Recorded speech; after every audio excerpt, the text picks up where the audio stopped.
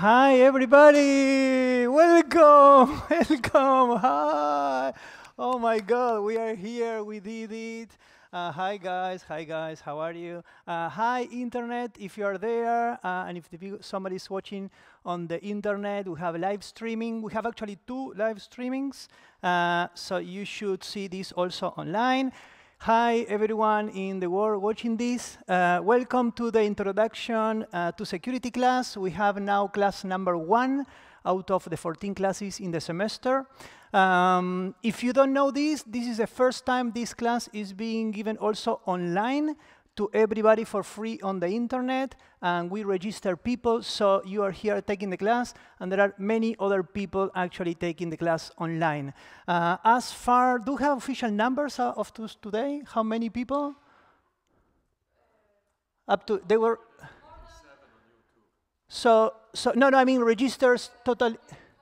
I think it's like, yeah, almost 1,400 people is registered for this class from all over the world. So welcome, everybody. Welcome, welcome, welcome. So this is the first class, the one with all the introductions. You have the credits in the document. Be sure that you can access this document both here in the class and on the internet. These documents are going to be the whole step-by-step of our classes, OK? If you cannot access them, tell us something. All of you should also be in the Matrix chat, both the internet and you here, so you can ask any questions. The group of people and the teachers are going to be answering there for you, OK? In the document, you have all the links. You have this document and our website and the class matrix and the in-person class CTFD, the Capture the Flag Daemon, the feedback link for every class, the class email in case you need it. I hope you don't. The live streaming should be there, so you can actually watch this online. And this is the song of the class. And I'm going to be also starting my counter start. OK, I will ask later for the counter to start. So we have video live. So if you don't want to appear watching the video, just be mindful when you move, OK? If not, you can see that roughly in the video appears the whiteboard and probably the first 2 rows, OK? If you're not there, you should be fine. If you want, you can also appear there. So I'm going to make this a little bit bigger. There you go. So the goal of this class for you is we are going to introduce the class, all the organization information. We are going to start with the basics concepts of security and networking. So it's going to be the full class, and you're going to be doing something, OK? So yes, welcome, everybody.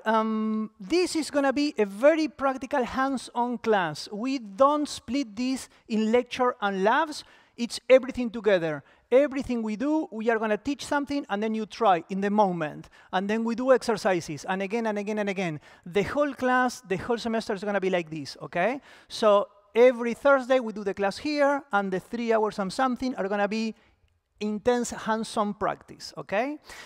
This is because if you don't try, if you don't do, if you don't attack, if you don't defend, you're going to be not learning everything that you should learn about security. So the best way to actually get into something and learn is to practice and to do it. Do not believe what we are saying. Go and try, OK? This is critical. We are going to be looking at a lot of topics. So for you and everyone on the internet, I'm going to show a little bit of the topics. We are going to have this class, the introduction. The next one is going to be finding computers, scanning, and basic network analysis. Then it's going to be getting access from people to vulnerabilities, a lot of social engineering, detecting intruders in your server. And as you will see later, every class is one class about attacking, one class about defending, attacking, defending. So you're going to see both sides of this dynamic, OK? Then we're going to have a game of deception, which means a lot of honeypots and deception technology. We may have the first ever invited collaborator for this class. We are working on that, but we have somebody working on deception in US that agreed to have an online part of the class with us, we will see later. Then we have privilege escalation, persistence, side channel attacks, virtualization and threat intelligence, binary exploitation and fuzzing, reverse engineering, automating attacks with malware. Yes, we are going to be creating some malware, a lot of malware. Manual and automatic detection of command and control channels, web attacks, advanced web attacks, and we end up with a recap of how we make this class happen. As you will see later, many things are needed for this class to happen. Many things in infrastructure, domains, and servers, and computers, and code, and 1,400 people on the internet. So we will tell you all about it when we end the class. We are going to start a little bit about us so you know who is teaching the class. That's all the teachers part of the Stratosphere Laboratory, our AI and cybersecurity laboratory here in the Czech Technical University in Prague. I'm going to do a lot of these things saying like Czech Technical University in Prague, and you will say, yeah, we know, we study here, but it's mainly for the people that is not in the university, okay? So we are going to say something about us. In the past, during this class, we also invite everybody to say something about themselves. And we go with a microphone, and every student will say something like, yeah, my name is something. Now, we cannot do that because we have 1,000 people online, so we are not going to ask you to say anything. Maybe you can share with us in Matrix if you want. So, a little bit of us. Are you ready, people, to speak? We have microphones. So, I'm Sebastián García. I'm from Argentina. I've been living in Prague for 11 years already. I like to research. I like to do cybersecurity. I like to attack, defend, code. I like to code, but my code is not good. I like a lot of things related to security, from AI and machine learning and agents and stuff like that. In particular, I like to play squash, paddle. I like to walk. I'm not sure if you know, but walking is a thing. I learned that in Czech Republic. I never thought that I would like to walk, but I mean, I do. And that's it. So. Okay, I can go. Hello, my name is Veronica. I'm also from Argentina. Oh, I will speak to the internet as well. Oh, this is cool. I'm an engineer by profession, and I got distracted, so let me start again. I work at the Stratosphere. I do research. I'm interested in honeypots and cybersecurity and cybercrime research, so I'm mostly kind of doing a lot of things in that area, but I'm also like love engineering stuff, so I'm doing a lot of operations, and basically I work with the guys, the rest of the people here, on creating for the students of CTU, creating the containers it will be used for working on this class. I'm trying to run, but I'm still not there yet. So yeah, I will pass it to Lucas. Yay, 2 microphones. Oh, wow, that's cool. So hi, everybody. My name is Lucas. For past 7 years, okay, so now I'm in the video. Hey, hi, internet. So for past 7 years, I was a software engineer working on part of security of companies like CDN77, BetterStack, or Wire. And recently I founded my own company that is doing, with Martin, that is doing cybersecurity. And I'm also part of Stratosphere Laboratory for past 3 years now, something like that. It's super awesome. And I will be talking about web attacks and how to exploit web apps and all that cool stuff that everybody wants to learn and do. In my free time, I'm a musician, so hey, hi. Hope to see you somewhere on the concert. And passing it to Martin. What's the name of the company? It's called Recon Wave. Okay? Yeah. Okay. Yeah, hey, my name is Martin. So I'm a security and software engineer, and I'm alumni of this class and of CTU as well. I did a master thesis with the Stratosphere team, so I encourage you to do the same. That was perfect. And I did also some bug bounty hunting. I love security, and recently, as Lukáš said, we founded a cybersecurity company called Recon Wave, so that's what I mostly 100% do. So yeah, have fun with the course. We really try to make it the best course in CTU, so hopefully you will enjoy it.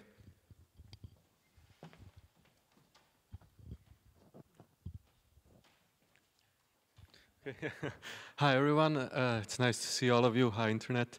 My name is Muris. I come from Bosnia. I came here to do my master's degree, and now I started my PhD at Stratosphere with Sebastian and everybody else here.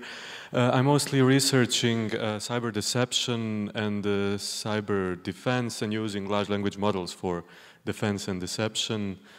In my free time, I mostly play music, read, walk a lot, and stuff like that. So, yeah, that's a bit about me. Hi everyone, I'm Maria. I am from Greece, and I'm also here doing my PhD with Sebastian. My main focus is to study how attackers would use AI to automate their attacks and make their attacks better. And hopefully with that, we'll learn how to defend better. And yeah, here in this class, I teach a little bit of reverse engineering and also help in the challenges and everything else. So yeah, glad to see you all here, and hi, Internet.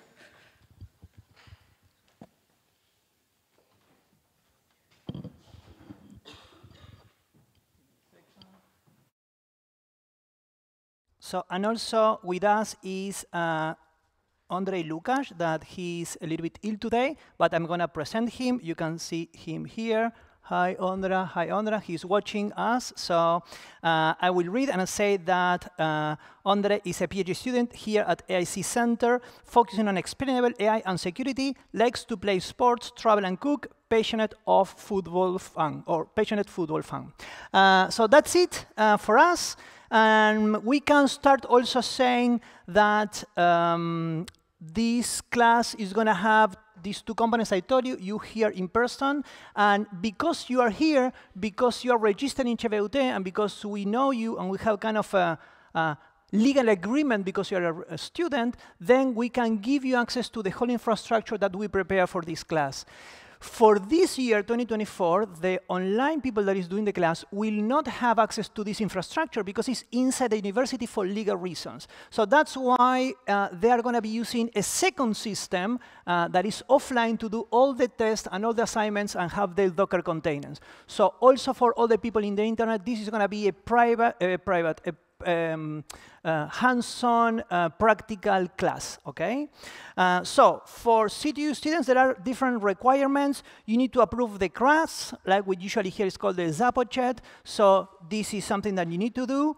And then for this, for having the Zapochet, you are going to earn the points, the credits, during the semester by doing assignments. We are going to be telling you later, but there are going to be practical assignments. When you do the assignments, then you get the points. Enough points will give you the Zapochet, okay? After that, you have the right to take the exam, and that's usually in January, February, and then you can completely approve the class. There is also a bonus assignment in the break of Christmas that if you approve that bonus assignment, then you do not have to take the exam. It's like a very slow exam. So if you don't want to take the exam at the end, you just have the bonus assignment, and that's it. For the online students, sadly, no assignments for you, which means that you will try everything on the class while we are talking like today, and between classes, you are not going to have any special assignment. Maybe we fix this during the semester, but it was super hard to make it happen, so we will see what we do. If you finish the class completely, these 14 weeks, and you attend the classes, at the end, we are going to give you a certificate of participation or completion. That certificate is coming from Stratosphere. It's not going to be coming from CVUT because of legal reasons. However, in 2025, we are going to be opening this same online class with a part of the class that can be paid. That means that if you paid, you have the right to take the credits out to your university in whatever is your university in the world, and also you can take the exam, and also you can take the assignments, which means that the CVUT can give you an official CVUT certificate for the class. But that's going to be next year, okay? So I'm going to keep talking. If there are questions or something, please stop me. Teaching methodology. We are going to be here in this room every Thursday at 2:30 p.m. Prague time. If you are watching this online, please check your time zone because we have people from California to Japan, so maybe you're in the middle of the night. There's going to be 2 breaks at 3:25 and at 4:30, okay? And here you can see the blocks. At 5:45, we are going to be ending the class. All the classes are going to be delivered in YouTube and are going to be recorded and stored there. So you can go back in time and rewatch any of these streams, okay? Also, we are using Google Docs because of some pedagogy issue that we believe. And that's, we want first you to have access to the document before the class. So I'm not sure if you saw, but the document was open and all of you could see the topics before coming here, which also you can choose not to come. I don't care. If you know the topics and you are fine and you know you can take the exam, you can say, hey, what about this? Better, you can actually copy the document and actually you can not take notes. So I would like if you don't have to take notes, so you just pay attention and do the exercises. If you copy the document, then you can put your own notes in there, no problem. The other reason is that we are going to be putting the commands there for you to copy paste. So it's going to be very easy to go and get the commands, and you don't have to be trying to figure it out what I'm saying. Because in case you didn't notice, I'm not a native English speaker. So yeah, that can be an issue, especially on the internet. Maybe you cannot hear exactly what I'm saying. So also, having a live document allows us to correct it, but also allows you to correct it. So if you find anything wrong in the document, you can tell us, hey guys, this needs to be fixed. So for the in-person students, that's you here, we are going to be running Docker containers. That's a huge infrastructure, more than 120 Dockers, and we are going to give each of you one access to one Docker, okay? That's going to be where you are doing the class the whole semester, so that's for you. So you just need to connect from your laptops, SSH, into the Dockers and do everything with us. You, as the owner of this Docker, will have to use it for all the assignments and attacking other assignments, Dockers, and defending, okay? So your responsibilities are going to be to attack others in the network and also to defend your Docker, okay? This is going to be your personal Docker. So as an attacker, your goal is going to be not to be detected. As a defender, your goal is going to be to detect everyone attacking you, okay? So for online students, actually here, we created this year, right, Martin? I don't know. Martin and Mari and Vero and others create our StratoCyberLab. This is a cyber range that you can go to GitHub, you can clone, and then in your local computers, you can start a network of Dockers, and then you can do the class from there. So that's how everyone in the internet will do the class. You can go there, you have your own execution environment, and then we are going to be pushing assignments and more challenges to this system, and then you just pull them from Git, and then you start and stop, and you have a CTFD. I will show you later, okay? The new thing about this cyber range that, as far as we know, is the first one ever in the world that is completely offline. You can play this while you are in a plane or a train without internet, which is very nice. And actually, I think we show it later, but I can show you now. So I have it here open. This is how it looks like. And you have here assignments, and you have classes and everything. And most importantly, we put an AI assistant. And this AI assistant is here to help you hack better. So you can go here and type something, and then there is a behind-the-scenes LLM that is going to help you hack and get better. That is also offline, no internet, for free. So you have there your own LLM in your computer to ask questions or cooking recipes of whatever you want. So for everyone on the internet, you must have the CyberStratoLab running for this class right now. So if you don't have it, you have like 40 minutes to make it happen until we reach that part, okay? You must have it to do the class. So how we are going to communicate, because a lot of people and a lot of things are going to be happening. So everything is going to be centralized in the matrix. I hope everyone is there. We create your accounts. If you have any issue, again, you can contact us. You should have the credentials and everything. If you need to ask us anything, please always use the live questions public room that we have in Matrix. You go there and you ask. So other people, other students can help you very fast and very nicely, okay? Do not message us privately, okay? Please. So I will repeat this. Do not message us privately. If you have a real private issue, and almost nothing is a private issue, don't message private, just ask in live questions. If it's really a private issue that you want to keep private, then chat all of us together, okay? You can always chat all of us. Do not chat Veronica or Maurice alone or me alone, because we need everybody in the group to see this, okay?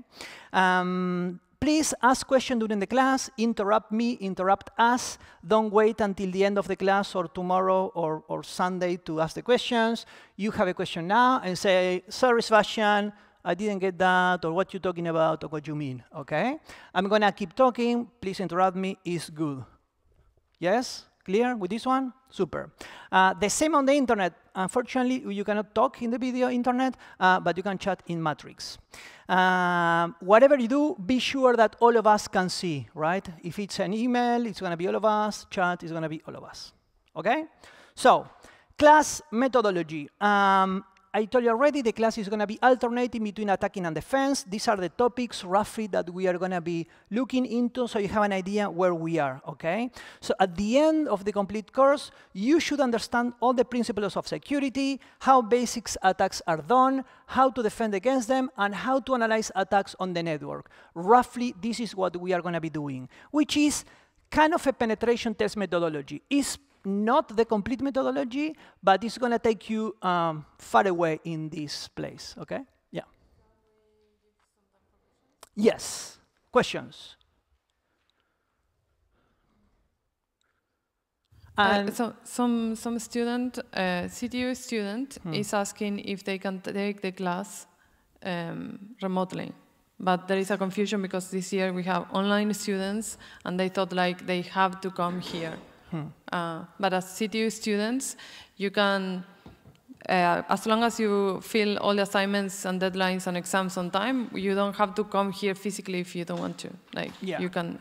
If you're registered in the class as a CTU student, I don't care if you're here or not, as long as you do everything and you learn.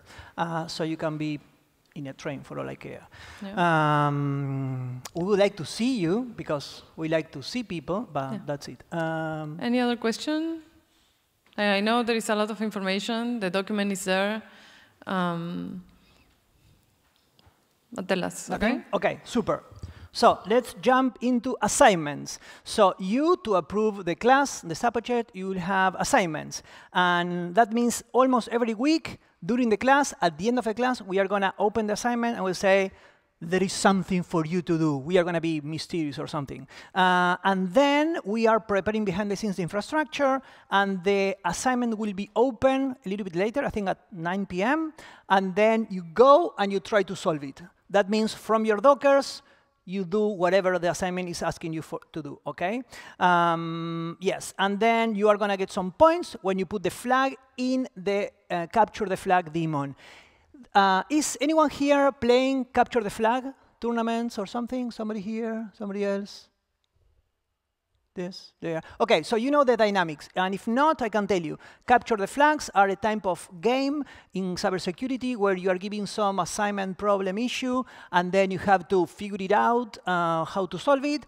And when you actually find the solution always have this format. It's a flag, in this case saying BSI, and then 64 characters, and that's what you need to find, OK? Always it's going to be something like that. When you find that, then you go to the CTFD, which is the server we are using to publishing. This one, you should have also accounts there, and then you go, you solve the challenges, and then you report them, and you get the points, OK? And actually, you have a scoreboard, and you can see others solving it, stuff like that. You are not required to submit the flags every week, OK? But there is a deadline. I think one deadline is at the middle of the semester, and the other one is at the end. So you don't have the pressure to do this. We suggest that you try to solve them fast, because there are many topics happening, and it's very hard to go back a month and try to solve something that you actually forgot, OK? However, there is a twist. To help you and to motivate you to actually play and do the assignments faster, we have pioneer prizes, only for in-person students. To the student that solves first the assignment of that week, we are going to give you gifts, prizes, usually hardware, like Raspberry Pi, stuff like that, huge thing. Like, we have a background of a lot of technology that we are putting the money to give you. So it's very nice things to have. If you want to win these prizes, you need to be the first to solve some of the challenges each week. This actually got into a little bit of competition every year, so we are adamant. We are opening the assignment at 9 p.m. each Thursday that there is an assignment, OK? And that's it. The first one wins. Questions of assignments? Again, for the people on the internet, if we manage to have the time to create assignments during the semester, we will, and we are going to be pushing challenges. We cannot promise that one. So special assignments for online students, exactly what I'm saying is that we may have this for you. For sure, we are going to be pushing challenges, individual challenges, but these are not going to be kind of the assignments of the class, OK? So if you're doing this online, actually, you are going to have a little bit more relaxed. You don't have to be every week doing something. It's very hard to manage the time when you are taking classes online. So the only time you really need is to see the class live or to watch the video later if you're in the internet. After that, during the week, you are not going to require more time to do the assignments or to solve anything. So it should be a little bit simpler and easier for the students online. OK? So grading, another topic that is interesting, how we are going to grade you. And for that, you have the information in our webpage. I'm going to go there so we can see it together. And the grades are going to be like this. During the class, you are going to do the assignments, and then it's giving you points, OK? These are going to be these points. See, points, points, points, points, points. With 30 points, you approve the class. You have the subject, that's it. Not the exam, the class. And then whatever extra points you do on top of that, on top of the 40, so 10 points, nothing, after 40, if you keep doing points, you can take those points to the exam. So in the exam, you will sit here. The exam is practical. It's almost 3 hours of very intense practical things to solve. But you can take a surplus from the assignments to the exam, which means it's going to be easier. And the exam, you need more than 50% of points to approve. If not, it's an F. And then have E, D, C, B, A if you do everything. OK? Questions with the grading? No? Sure? Perfect. And if you're in the internet, you don't have exams. I know. I'm so sorry for that. Yeah. So, something more. Yes, that if you are taking this online, we are going to check if you saw the videos. That means that at some moment during the class, randomly, we are not going to say when, we are going to say the password of the class. The password of the class is going to be some word, and we are going to show the password of the class in the screen, but it's not going to be in this document. So if you are watching this video live or you watch the recording later, online you can say, oh, the password of this class is going to be something, something, Sarasa, and then you have to go to our form to verify the class, this one here. You have to go here. And then, oh, I want to verify that I watched some class. You click on the class, you put your email, and you put the password for the lesson, and that's it.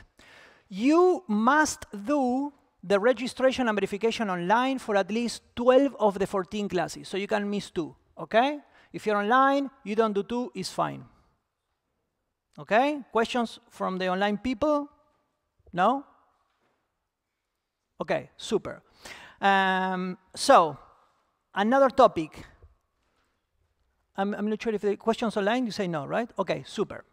Another topic that is ethics of the class. As you know, this is cybersecurity class, which means we are going to teach you how to attack for real, like real servers, real computers.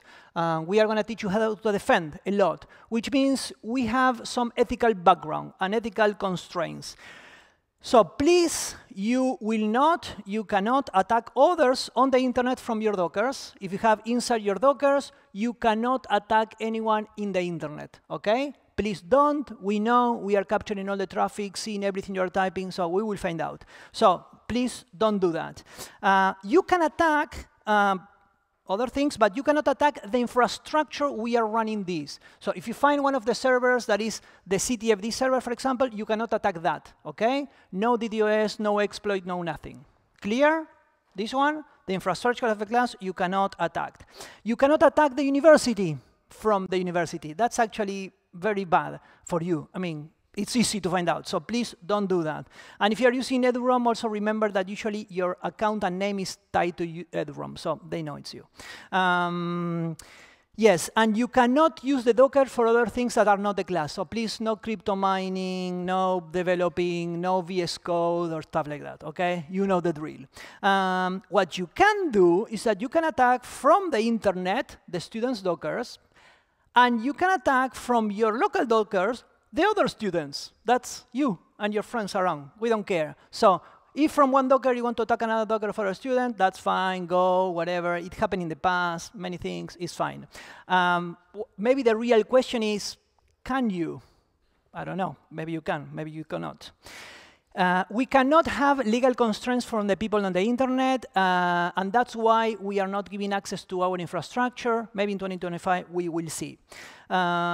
Also, there is a code of conduct of the matrix and everyone here, especially now that we have the internet in here. So we expect all of you to participate and engage in respectful and positive manner. So please do not have aggressive behavior, bullying, harassment of any kind, especially the people on the internet. Don't be disrespectful or derogatory language towards anybody, okay? Be excellent to each other, okay? We are counting on you, especially on the internet. If you are not doing this, or if you do something else, at least for the students here, well, the university can take legal actions and you're out of the class. So we never do that, please don't. Something I forgot at the beginning is that this document is licensed on a Creative Commons Attribution No Commercial Share Alike license. So if you want to check about the license, you can do it here. It's, yeah, how we do it. Okay, questions? You want a microphone? I have a microphone. Yeah, great. So we understand that Matrix is right now slow. So if you have questions, you can try to ask in the live questions channel. It will take a little bit. We are working on it, but thank you for your patience. Thank you for your patience. So I was planning to have a first break here, but it's not time yet. So I'm going to move forward and then have the break a little bit later. So if we are OK with this, we already have all the intro, all the legal part. We are done. That's it. We can start with the class. So this class, we are going to start with the basics of security. So all of us, and especially the people in the internet, we are clear and on the same page of what we are talking about, OK? So why security? Well, we have many reasons why security. Personally, we believe that security, cybersecurity or whatever you want to call it, it's a discipline that actually touches and influences many, many other disciplines around the world. So actually, I don't care if you are selling shoes.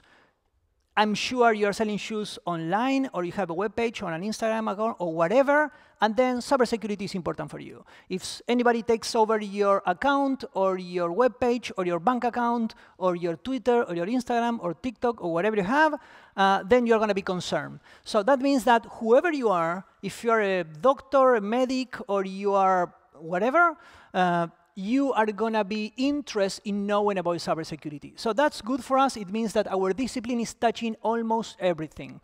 You are developing. I'm sure any developers in the room, you know cybersecurity is part of the equation. Any new company and things like that, OK? So that's why we are doing security. And the most traditional way to start talking about security are the 3 pillars of security. These are kind of the very old ways we are looking into security, OK? And I'm going to do that because I'm smart. I'm going to say the first one is confidentiality. Who can tell us what is confidentiality? And you cannot read, right? So, what is confidentiality? Ooh, so we need to be authorized. There is some authorization there. And to access, I would say access is if that is there for you. So that's not confidentiality, but it's good. Thank you. Another one? Yeah.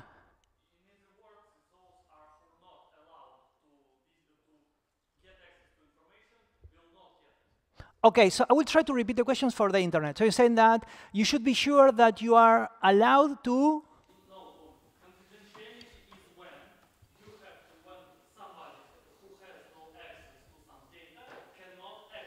OK, got you. So somebody that has no access, or I would say not authorized to have access, do not access the data. Yes, in a way, yes, right? Like you want to keep this confidential. So any other definitions in the meantime? No? Nobody else? I'm sure you know. You're just shy. Confidentiality. In the internet, we have confidentiality from the internet. I'm not sure if... Confidential. Yeah. And what does it mean that the data is confidential? That it can be seen only by someone. OK, so now we have seen, independent of the access, and only by someone, which we need to know who. So OK, it's a little bit here. When we are saying that we want confidentiality, and now we can read, we are saying that, yes, access is there, like you were saying. More technically, we are saying, hey, the information is not made available, which means access, reading, other things, or disclose in any way to unauthorized individuals, entities, or process. The typical way we are using to ensure confidentiality is? Anyone? Anyone? How we usually ensure confidentiality? Encryption, thank you very much. So we encrypt things, and then we say, oh, that's the way I can stop anybody without the key to access that. And then we have kind of confidentiality there. There are other ways, but that's the most common one. So confidentiality, one of the pillars of cybersecurity. We need to ensure that whatever we want to protect is available, is not available in the sense of availability. That's probably wrong, but disclosed to and accessed and read and understood by anyone that is authorized. Of course, we want somebody to access the data. That's why we have data in the first place. So it's not that nobody should access. Somebody should. That's why we will see authorization later. So integrity. What's integrity? And we are ready with the microphone. Oh, let's microphone. Huh? Yes. Okay, so integrity is that the data is correct and no information is lost? Data is correct and not information is lost. Well, that's a tricky one. So correct in which sense? But yeah, I got you what you say. Like either there was an error and we lost some bytes, for example, or someone changed the data and... Exactly, yes. So if somebody changed the data or not, if it was modified or not, correct. And you say something after correct. What did you say? Maybe there was an error and we lost some bytes. So there's another way to lose data. OK, errors and bytes. So yeah, in this integrity, we want to ensure the data is not modified, again, without authorization. Modifications can be on purpose or not, like errors, or can be people just changing a credit card number, OK? More technically, usually we say that is maintaining and assuring the accuracy and completeness of data. Data cannot be modified in an unauthorized or undetected manner. And which is the typical mechanism we use to not ensure, but work with integrity?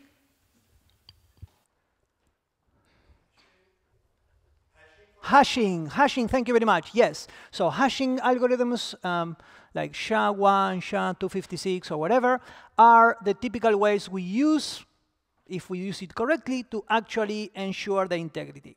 And the last one is availability. So what is availability? You can also ask ChatGPT too, right?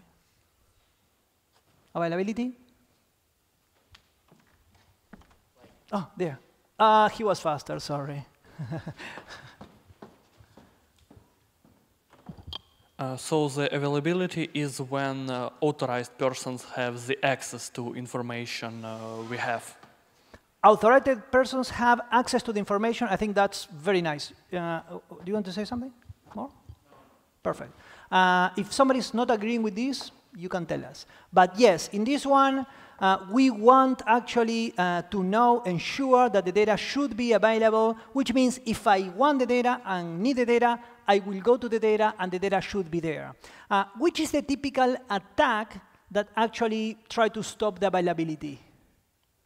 The classical attack, cybersecurity attack, you hear in the news every day.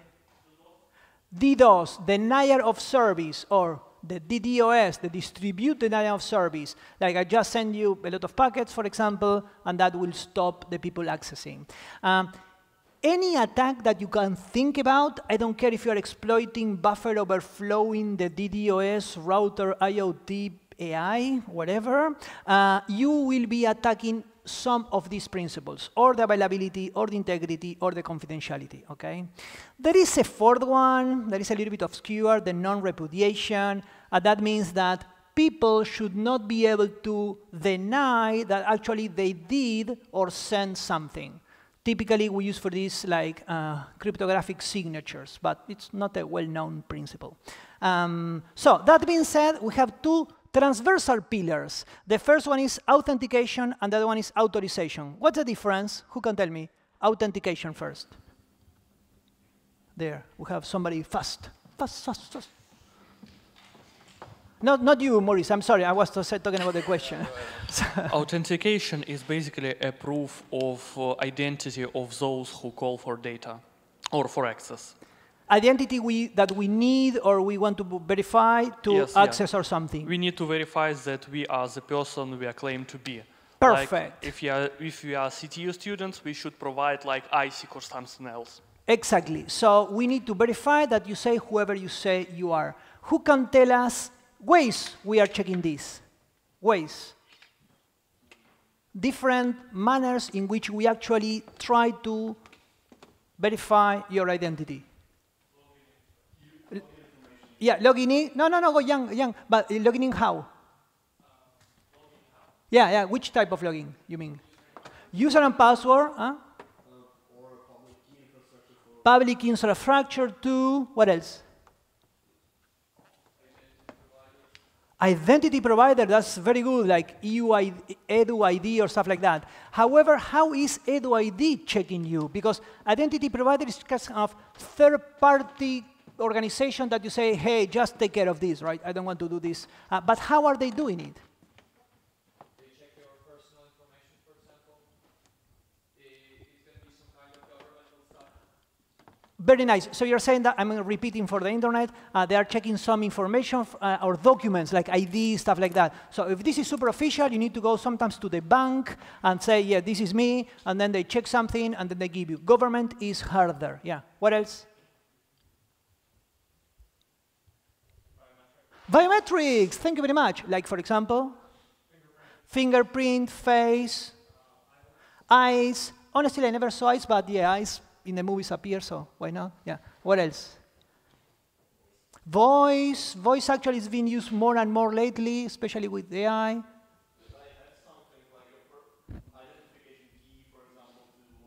What is an identification key? You mean like a key?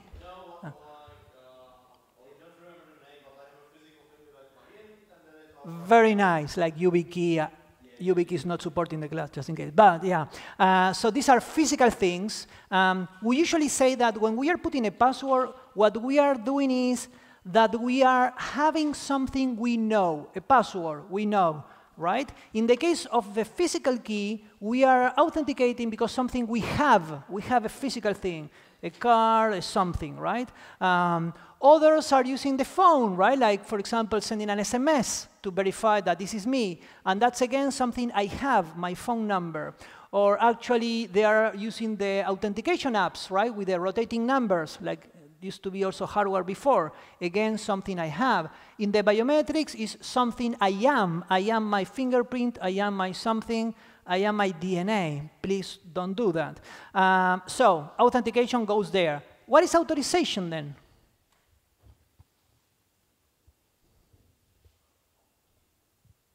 Basically, checking that once I know who I am, that I have the rights to access the... Very well. So we have here from, what's your name?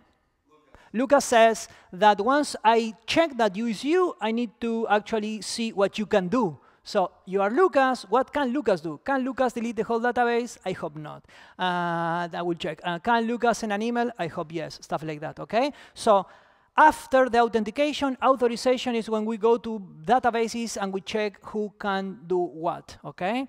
So when we are doing attacks and when we are doing defenses and when we are doing penetration tests, you're going to be testing all these, right? Sometimes you can log into a system. The very common one is that you're doing a penetration test and then you are given credentials to some web page with very basic privileges, so you're nobody.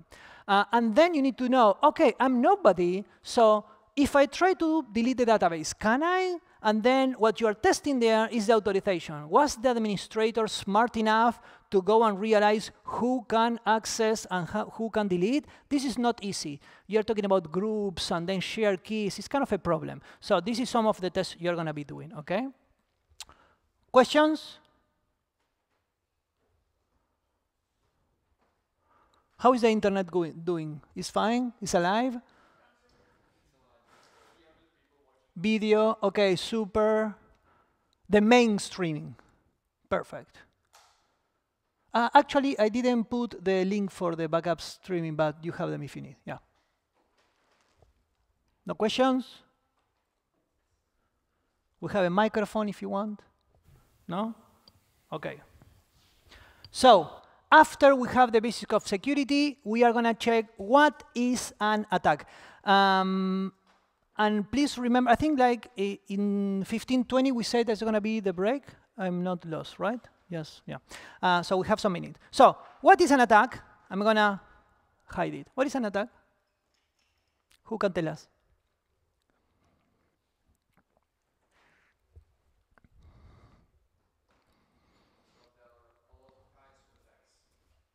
So?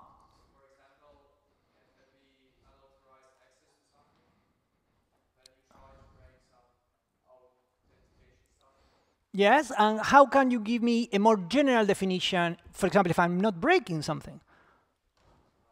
So how, what? Very well, well done, well done.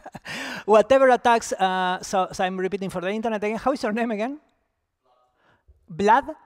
Vlad. So Vlad is saying whatever attacks the three pillars, well done, yeah, it's true. OK, we will search a little bit more generic, but yes, then we should ask what is attacking or not attacking the pillars, right? So, Jan, you want to say something? Ooh, that's weird. No, wait. Different in a different way than intended. For example, I have, what is the intention of the rm command? It's to delete. So if I delete things, it's an attack or not? I don't know. Using Windows for other, what is the purpose of Windows? I'm not sure. So, I would say that it's too generic because, like, you never define a tool and say, hey, you only use it for this. It's true what you're saying that some tools actually do define what you should not do with a tool, right? Some people doing some tools, they say, hey, don't use this to attack others or do malware. They are saying that exactly because you could do that, but they don't want to endorse that. So, but that's hard for definition. So, somebody else?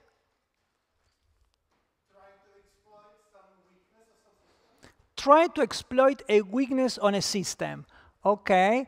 And what if the system does not have a weakness?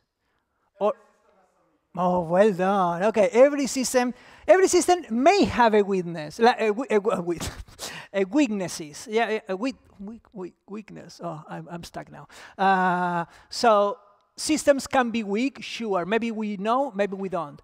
What you are saying is that if I can attack you, it's because you have some weakness or you're weak in some point, which is a round definition too, right? You are saying that everything is a weakness. So,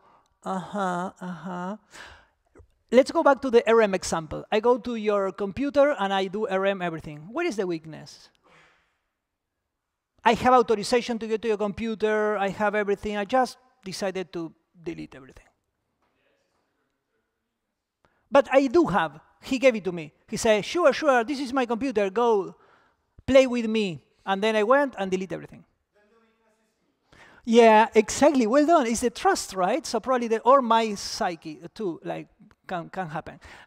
So another example. Imagine I have Moody's here. So from my computer, I'm going to send one packet in the network, not 20 million, one packet to Moody's computer. And Moody's computer dies, automatically dies. Power off. Did I attack Moody's or not? Oh, so good, and you nail it. The key is intentionality. It's not about the packet. It's not about the computer dying, I mean, shitty computers happen. It's everything about the intention.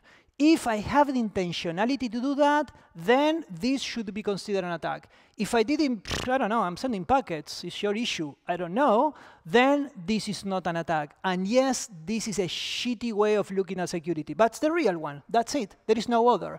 There is nothing that you can put in the ones and zeros in the bytes of a memory, in a process, or in the network that you can do a regular expression and say, that's an attack. Yeah, you can have suricata alerts or whatever, but there are many, many other attacks that are not matching this definition. So intentionality is key.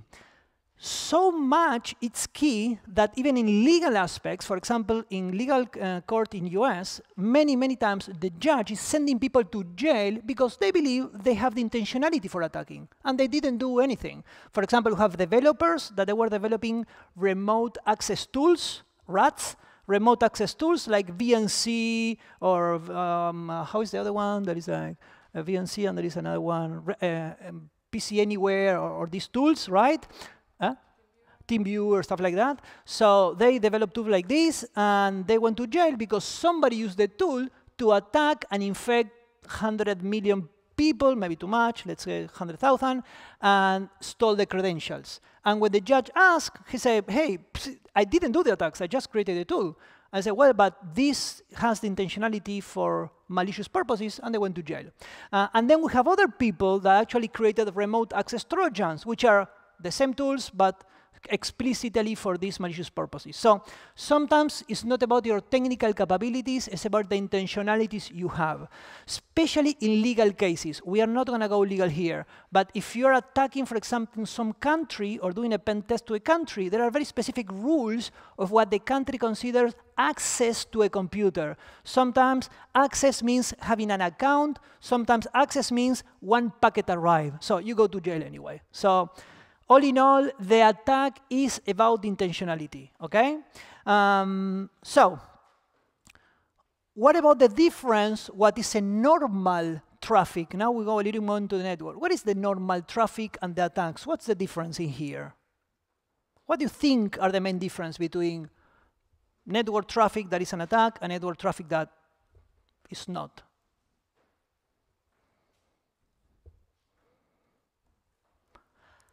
And this one is weird because a lot of the traffic that you see in the network, that you will see in the network, actually it's coming from programs, automatic programs, like Windows, like DNS servers, whatever.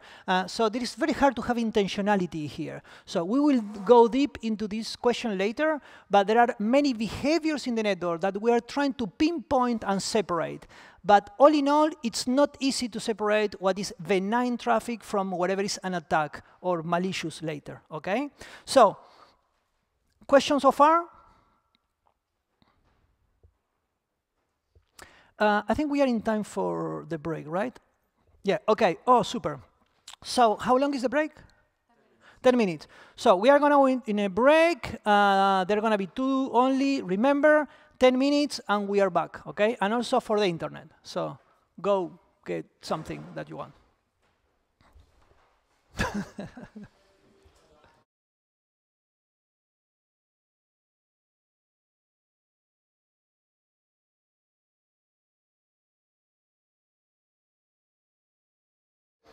Okay, let's continue. Can you also check that in the second stream the audio is on? There will be another break for stickers, so we would like to continue now. Thank you. So, two things. If you have any issue with the email registrations, if you don't have your Docker link password, please tell us, because As you could imagine, when we start onboarding almost 1,400 people, everything broke in pieces. Like literally, Gmail cannot send that amount of emails. That's it. So from that down, we have many issues. So it may happen that we send the email and Gmail decide not to send it, or spam, or whatever. Okay? So please tell us. Yes, and in case you didn't know, the stickers are here for free for you, so you can go and distribute them, and that's it. This is on? Yes? OK, super. So now that we talk about what is an attack, we would like to know what's malware. What's malware? Malicious software. And now I need to ask, what is malicious? Very nice. Ooh, and now I need to define harm. You're pushing me here. What is harm? Because the problem with harm is that usually it's a human construct, right? You cannot probably define in many ways. But yeah, I got you there. So we have software that has the intentionality that's key to attack. Maybe we can say attack, which means all the things we already saw, OK? Something more, yes, sorry, that I wanted to say is that for the people on the internet, remember that the matrix server can be a little bit slow because of things we are going to be solving. So if you're answering and we don't read your answer, don't worry, we are going to read them as soon as you tell them we are sharing them, OK? So please answer, we like that. Now that we know what is malware, what is a botnet? What is a botnet? Yeah, go.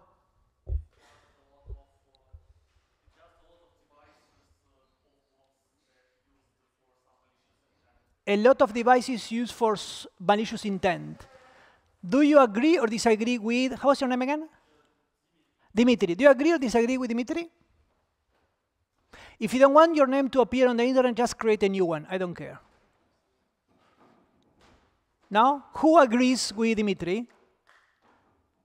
Who disagrees with, I mean, we have only two options, right? I mean, I'm not sure. So he says a lot of computers, I will go, OK, a lot, yes, we will define that later. Doing malicious things, I will, no, I'm not going to give you, no, we need something more. Because the problem is that we can have a lot of computers doing malicious things that are not a botnet, and we can have a lot of computers doing benign things that are a botnet. So we need another definition, yeah.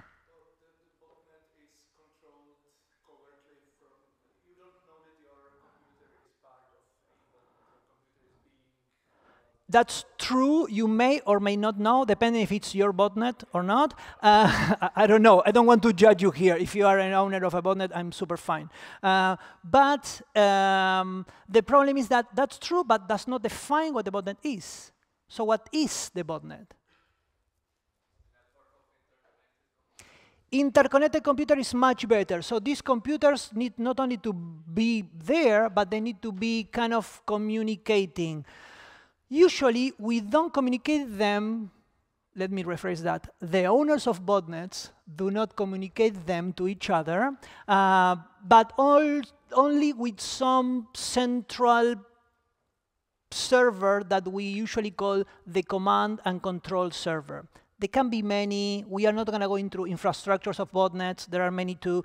But the idea is that you have a lot of computers that you own, that you control, and you need to give orders. You need to actually control them.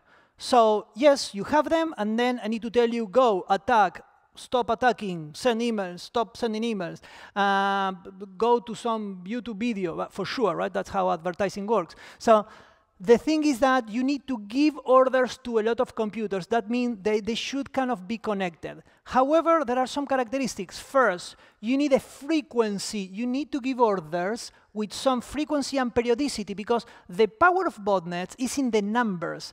I need my botnet to act at the same time. So if my botnet is not acting at the same time, I'm losing power, OK? So you need a way to send orders to a lot of computers, your network of computers, with some periodicity and some frequency here.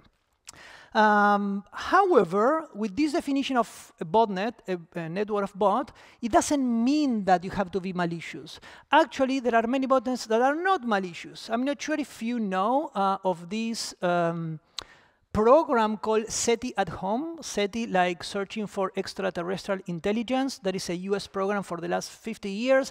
And the people of SETI started having something called SETI at home, which means that they are giving all the people of the world the opportunity to download some application, download some of the signals from the universe, and help SETI find extraterrestrials.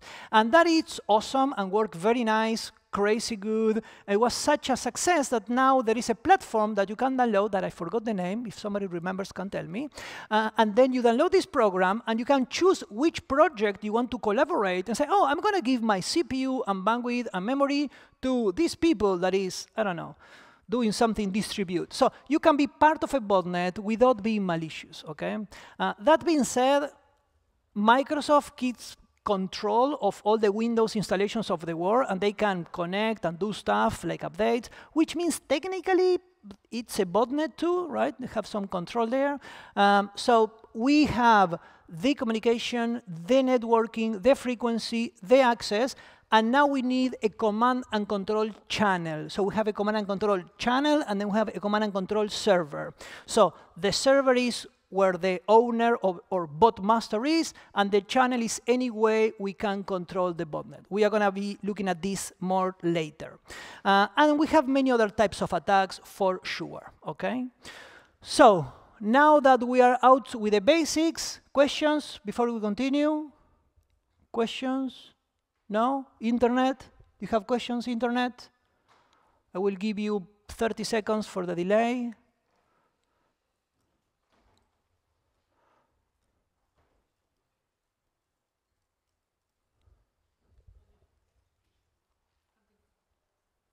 Continue? No questions from there? OK, super. So let's try to connect for the first time to your Dockers and to check that you have everything, OK? So you should have received an email with the user, IP address, port, and password for your unique Docker. Please take care of these ones. Now is the moment for you to go and log in. The moment you log in, you are going to be required to change the password. Please put a very complex, hard, random password that you cannot memorize, because those are the best ones, and use some password manager to keep it, OK? OK, sorry. When you do this, make sure that you remember it, OK? You put it somewhere, write it down in a paper, okay. Because there is too many of you, and if we need to reset the password for all of you again, with all the email issues we are having, it's going to be a problem. So change it to something complicated but memorable, like Introduction to Security Class 2024.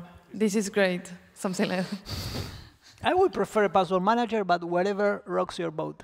OK, so some things like you connect to your Docker, and if you have any issue, please chat in Matrix or tell us here.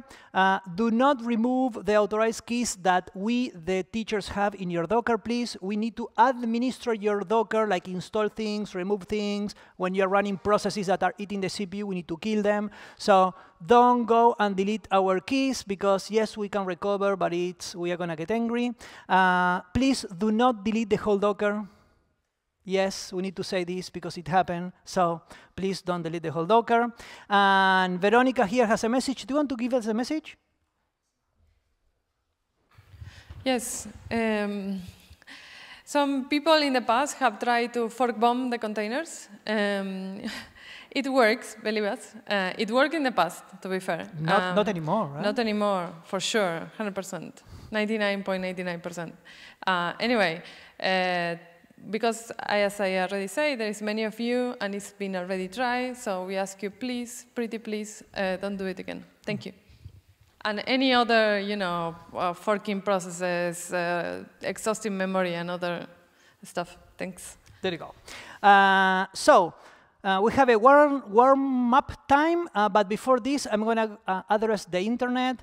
And something I forgot to tell the internet before, that this is a long class, 3 hours and something, which means get comfortable, internet people. If you registered for this class, means that you want to take it, which means don't do this in your phone while you are running, for example. Like, get in a place that you can follow us and do everything. If not, it's going to be hard for you.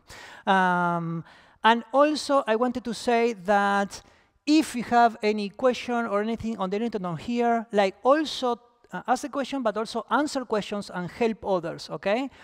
Everything that we are doing here is not only because we like it, it's because we want to teach this, but your education is in your own hands, people, OK? So the university is going to teach you things, but it's going to be on you. So please go there, go deep, ask questions, answer questions, read, help others, and get better. We cannot cover all the topics here. Yeah.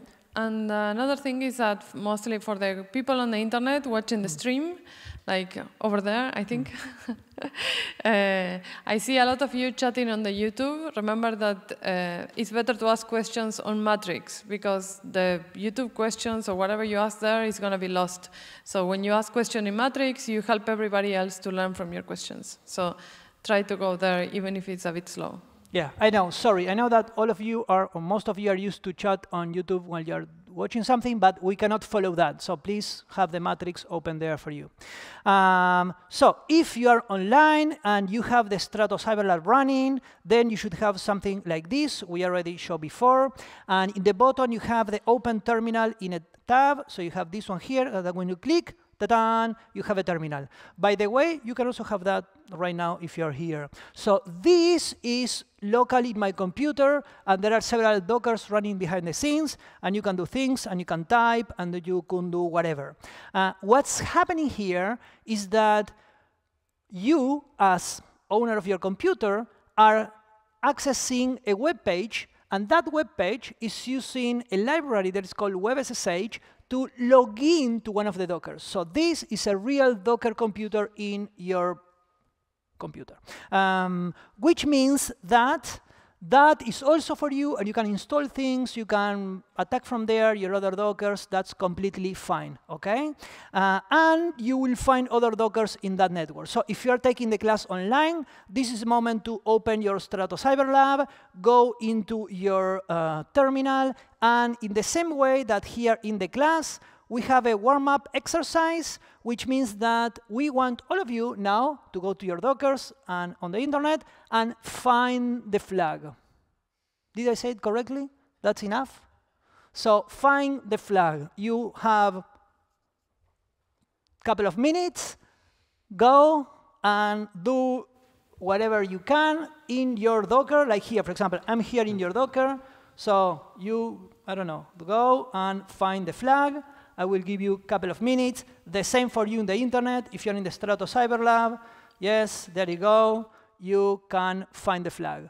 The flag, remember, should have the format we already showed you, which is a string saying BSI something, something, something. Sorry? Yeah, so let me go back here. There you go, there you go. When you find the flag, you should go to the CTFD, and you should already be logged in, and you should put it there, only for the people in person. If you are in the StratoCyberLab, you should go to the challenge called Hello World, and in the Hello World, you should start the Hello World. So I will do it with you on the internet. Start the Docker Hello World. That's it. And now you should put the flag here in the Hack Lab test. OK? So if you are online, go to your console here and your Docker. And when you find the flag, you should put it here. And if it's correct, you're going to have a congratulations. For the people in person, CTFD.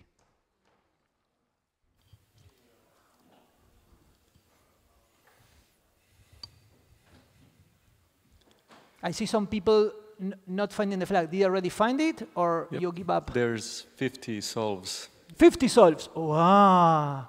So it's easy. Believe me. Go and try. This is part of the things we are going to be doing continually. So go. If you have no idea, start imagining how do you find something in your computer. This is also to test that you are logged in correctly, you are logged in CTFD, you have the credentials, everything works. It's more like to be sure everything is up and running.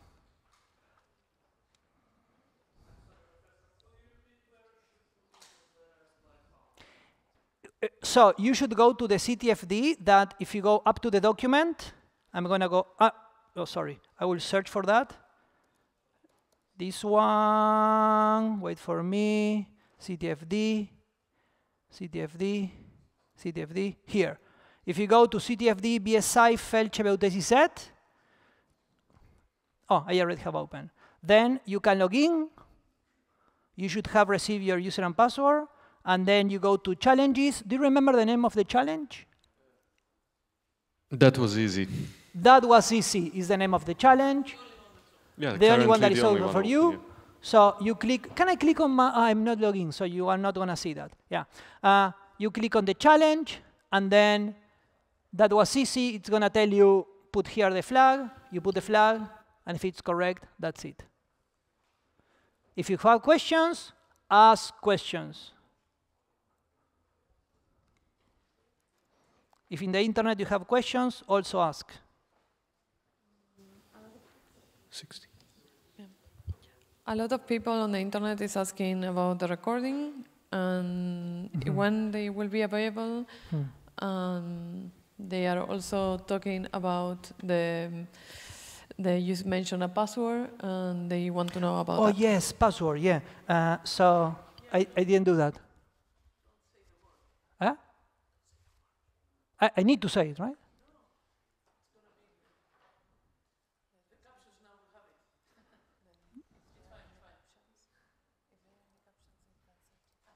But we have already captions? Okay, so, but for this, if you give me 1 second, we need to coordinate.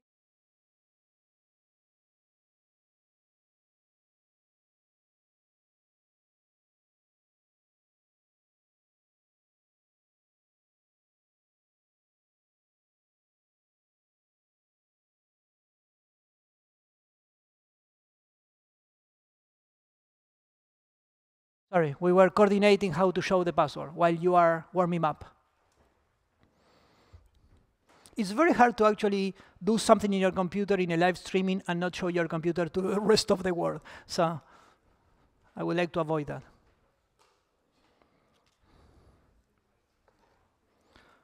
Still some minutes for you.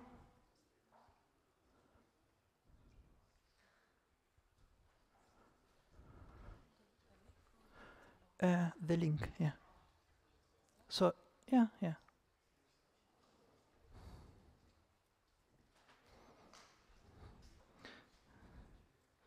So let me see if it's successful or not.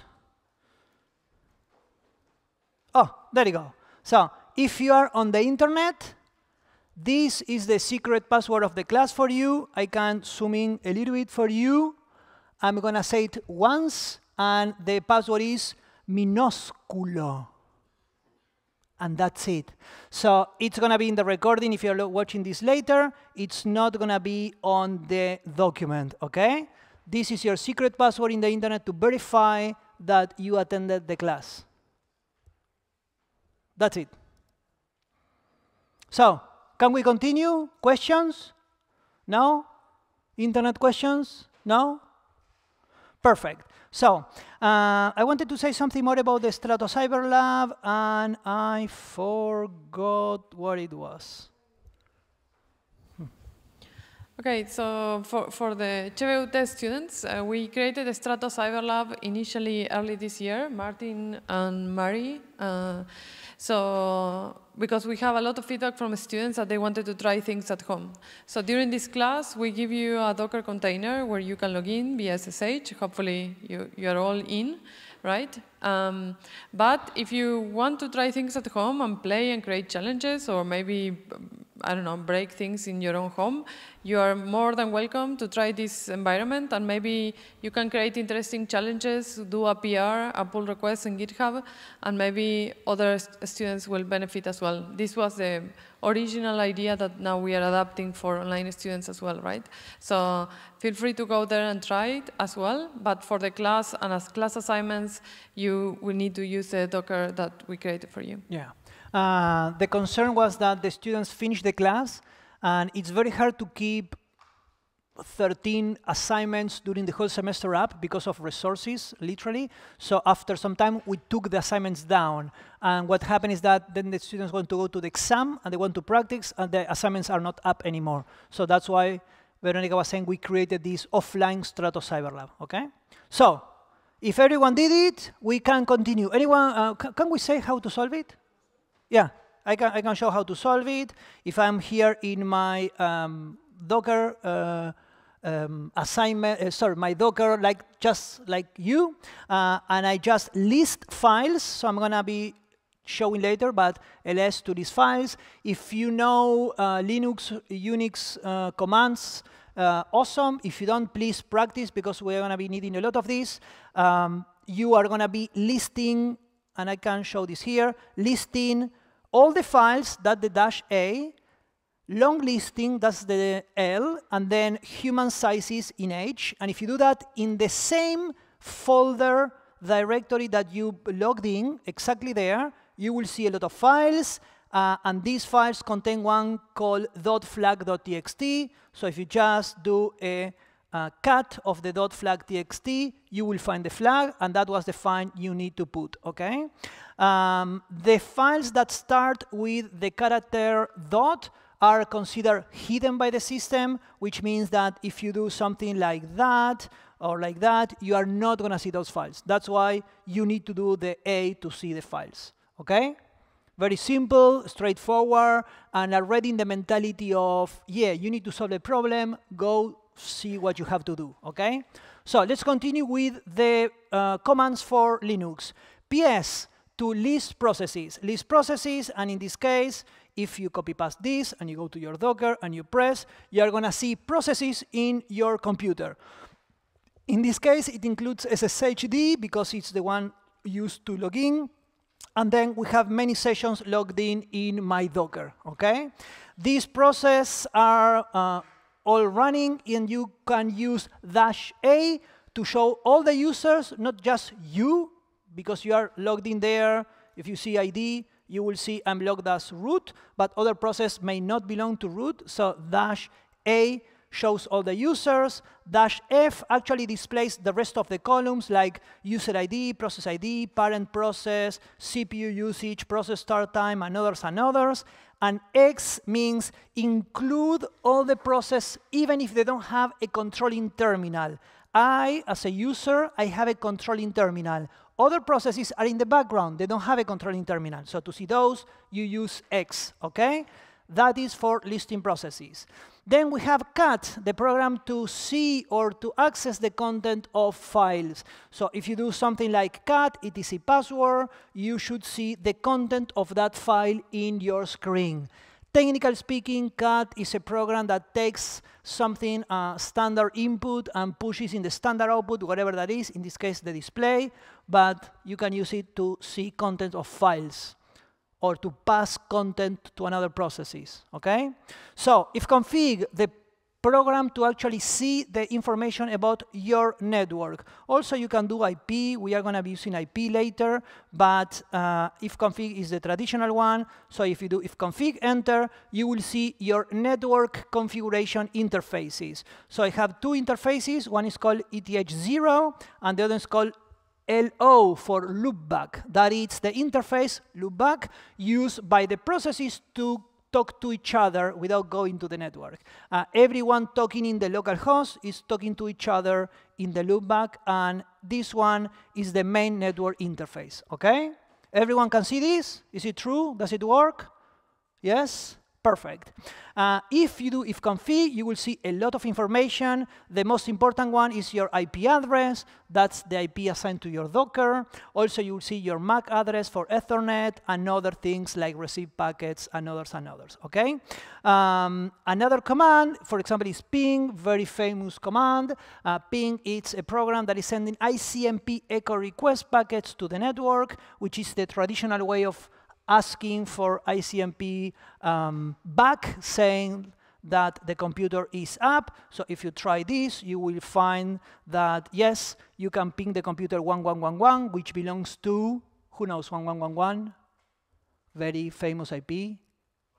Cloudflare, and Cloudflare is offering us this very nice DNS server, and you will see we are sending packets, and you will see also the time it takes, the round trip to go, come there and back, which is telling you how fast your network is, okay? And then we have mkdir to create folders and directories, I should say, like that, and then now we have a directory in your computer, okay? mkdir, make dir to create directories. Another one that you can be using a lot is htop, that you need to monitor the resources of your computer. It's going to show you your CPUs and memory and load average and processes and everything, okay? Questions? No? So if you want to know if you are killing the computer or something, you can use that one. Then we are going to be doing a lot of file editions, and we are going to be using file editors. You can use V. V is also installed there for you. It's a file editor.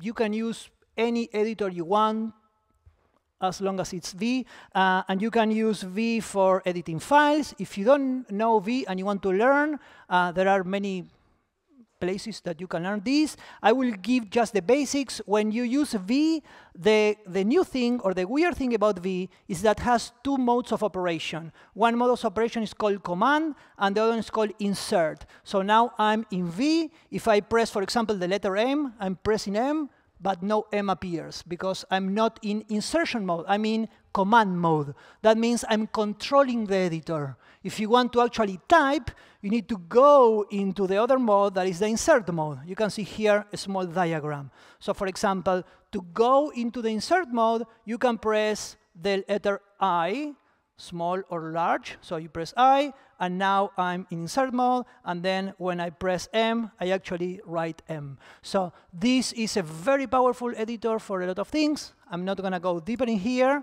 And then you can get out of B, if you can. And for that, you have to go back into command mode, which is pressing the escape. So in V, some keys go into insert, and escape always take you back to command. And when in your command mode, the easiest way to write and save is press capital Z twice. ZZ, and that's it, okay? You wrote to file and left. If you don't want to save, you have to press colons Q exclamation mark, and that you don't save and quit, okay? Super easy. I mean, and if not, you can use nano or whatever. Yeah, edit files. Or you can install your own, I don't care. So, questions? Perfect. Internet questions? I have a question. Do people in the back can see well the screen? I mean, do you need it bigger or something? Yeah. Thank you. So, another command that we are now using is grep. Grep is a very, very, very nice program that is used for searching patterns inside files, which means that you can give a file. So imagine this. I'm going to edit my test file again, and I'm going to write here hello, or something like that, and then something more, and then I'm going to be leaving. So when I grep for hello in test, it's going to tell you, yeah, there is a line saying hello. So you can search patterns in files. You can also search patterns in every file where you are standing with -r. So if you do -r, for example, and you are searching ASSW, and you are saying go to every file in the folder etc, then you're going to be searching every file and line in there. For example, the Redis or the password, stuff like that, okay?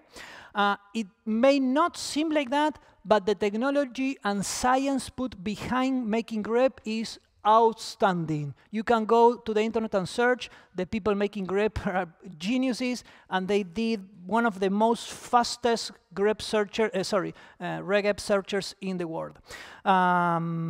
So if you want to know more links for you, and this one in particular is kind of a game that you have to use Linux commands to solve things, and you can go up and down in the scores, okay? Questions? No? Nothing? Internet? Questions? We are fine? Super. And yeah, and regarding this, I have to say, if you're not used to use the command line continually, I would suggest that you get used and that you do the class and you practice a lot, because using the command line is going to be not only important for the class, but for the assignments and for the exam and for everything. So the faster you can type there, the better it's going to be whatever you are doing, especially if you go into networking, administration, security. Like the majority of the tools are faster to type if you are in the terminal. Especially also if you are doing things remotely. If you gain control of a computer remotely, you don't have your, I don't know, visual text editor. So you need to get used to these things very fast, like Git, stuff like that, okay? So that's basic of Linux and commands. Let's go into basics to networking. I know that the majority of the people in the internet, probably they know networking. I know that you took classes of networking already. So we are going to go kind of basic and simple, and we are going to try to make sure that everyone knows exactly the same things about networking, okay? So we are going to start with saying that a long time ago, in a galaxy far, far away, there was some people proposing the OSI model to kind of separate all the communications in the computer with the famous 7 layers. We say, no, that's too much, who cares? So we didn't use it. But then very smart people created TCP/IP, a little bit with the ideas from OSI, and TCP/IP is a stack with only 4 layers, okay? So here you have the original OSI proposal that kind of is still there, and now we have the TCP/IP one. So from bottom up, we have a layer that is called the data link. So what is the purpose of the data link layer? Who can tell us? The purpose, the goal. Why is there the data link layer? Go. So I'm going to repeat. To send the bits over the wire or any other media. That was precise and on point. Thank you very much.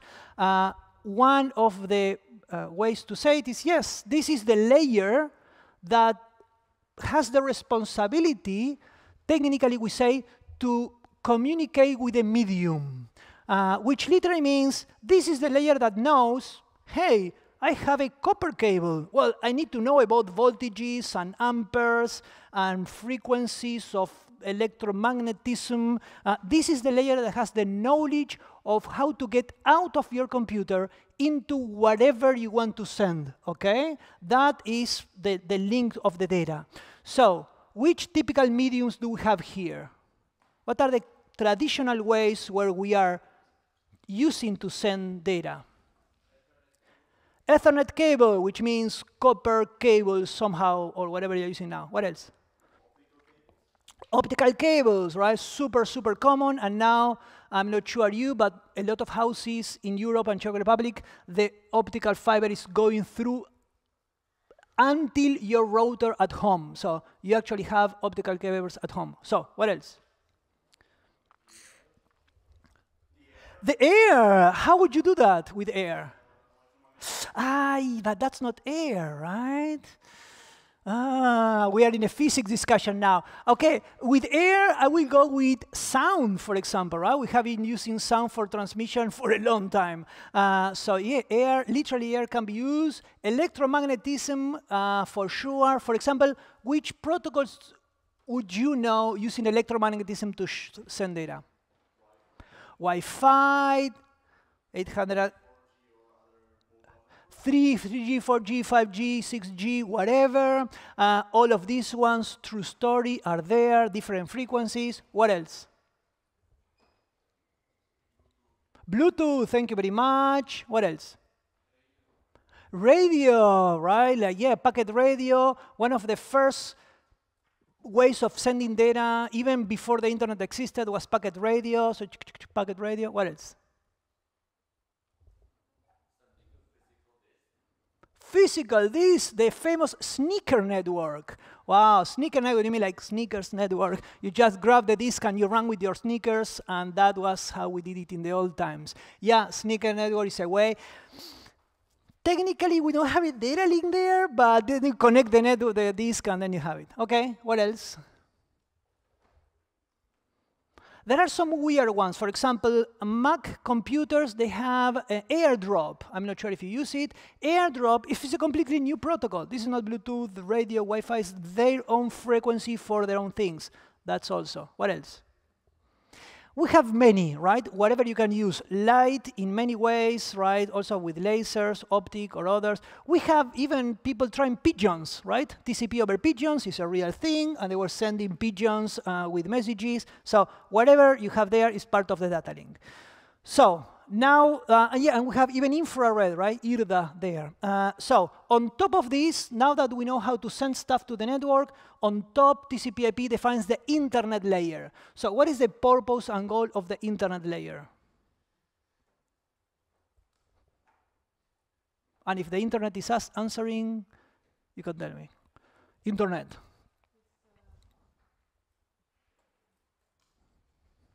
Unfortunately, at this moment, the internet is answering too fast for us to read the answers to you. You're too smart, internet. But OK, so we are going to figure it out. Thank you for answering. Please keep doing. We are going to read it. If we cannot do this in real time, we will find a way next class. So internet, what is the goal, the purpose of the internet layer? I know you know this. Don't go and make me call your network professor and tell them. Maybe they are watching you. If they are watching you, your network professor, they will be doing or stuff like that. So, what is the purpose of the internet layer?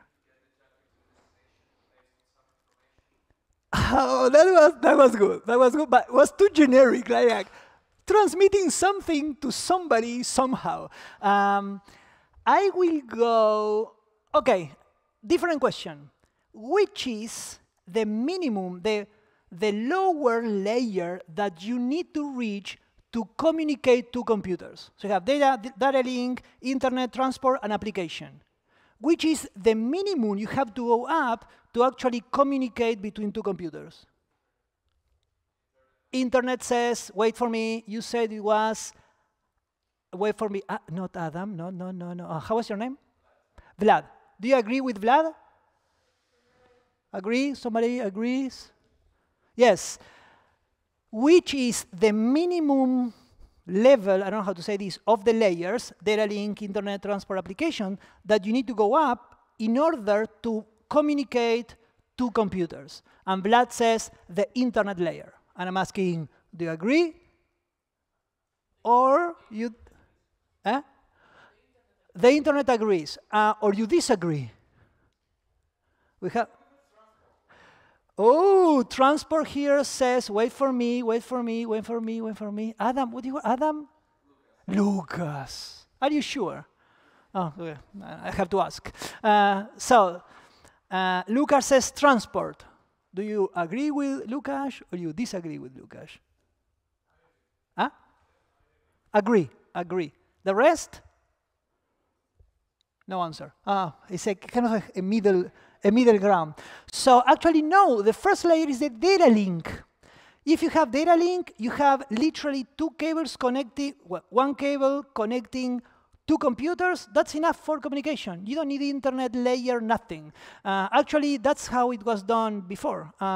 If you want many computers, that's different. But if you have only two computers, you just put one cable. I mean, not two. It's called one-wire protocol. One wire, communication. That being said, what is the purpose of the internet? If now it's not to communicate to computers, what's the purpose?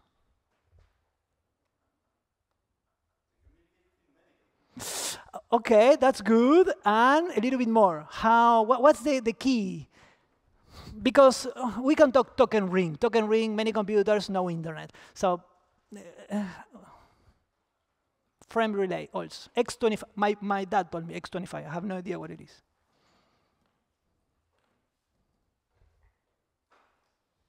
What is the key technical new thing that they put in the internet layer that was like, oh yeah, that's the key thing? Like IP addresses. It's a good answer, but it's not IP addresses. There is other thing that is actually the core of the internet layer. Good answer, but it's not packets too, because you have packets all over the way. And the answer is routing. Routing is the key. Routing, the routing protocol, the idea that you have a computer, a special computer in your network that actually takes you to another network, that is the key of the internet. You now have a router that when you want to go out of your local network, you ask this computer, and this computer takes you to another network, to another network, to another network, which means routing through the internet is the key and the goal of the internet layer. Then you have IP addresses, you have a lot of things, but actually we don't need IP addresses. We can have whatever thing different, and it's going to work anyway. And actually, there are many proposals to change it. But the internet layer, the main goal is to communicate many networks. You have networks, and now I can get out of this network, and I can go to China, Argentina, whatever, because I'm jumping around, OK? So internet has this power. And that's the magic of the internet, right? That's exactly the magic. So protocols that you know in the internet layer, who can tell me? IP, thank you very much. Internet protocol, what else? ICMP, Internet Control Message Protocols. All the routing ones, exactly BGP and others are there. We have IGMP, Internet Group Message Protocol. We have IPsec and others. ARP and Ethernet are kind of in the middle of all this. I'm not going to go there. They're kind of, it doesn't matter. So let's jump into transport. What is the goal of the transport layer?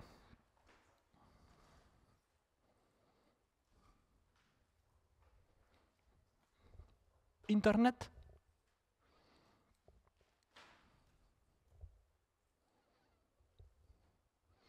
To transport data, exactly. So we have now these communications between many networks, and we want to send something, and well, we need somebody to take care. Like, is it arriving, not arriving? Is it an order? Should I retransmit? Did I already send you this, not send you this?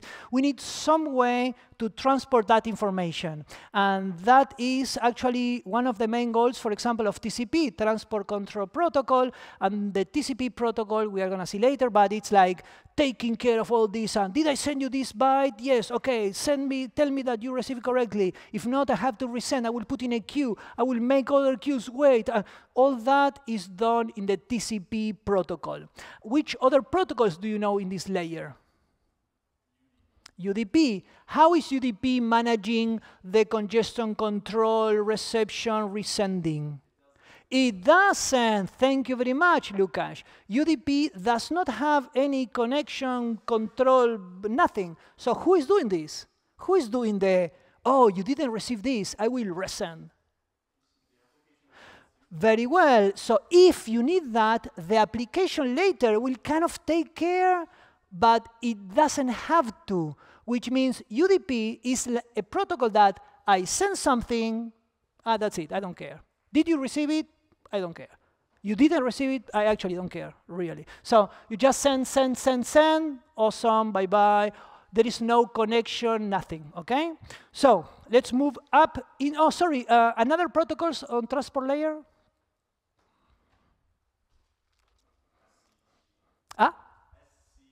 SCTP, Lucas. Well done, SCTP.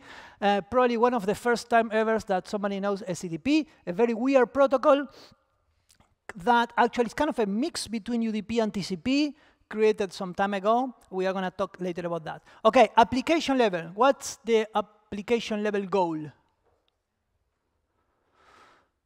This one is a little bit easier, right? So this is a moment that your program, your protocol, actually offers some types of application. So don't be confused. This is not a human.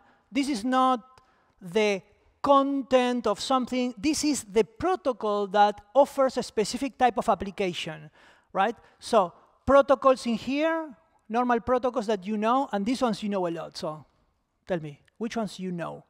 You're using this every day. HTTPS, for example. What else? You have them there, right? RDP, Remote Desktop Protocol. SSH, NTP, Network Time Protocol. And all the rest, right? The normal HTTP, SSH, you are using right now, Telnet, EMAP for emails, FTP, and others, OK? Questions about layers and protocols? No? Sure? Internet? Questions? No? OK. So now, two more things about the protocols, and we are done. The first one is that we usually say that all these layers communicate in a vertical way, which means when you have some application data, like Hello World, then you want to send this as data to the layer that is below you. And that layer, for example, the application layer, is going to add a header, SSH.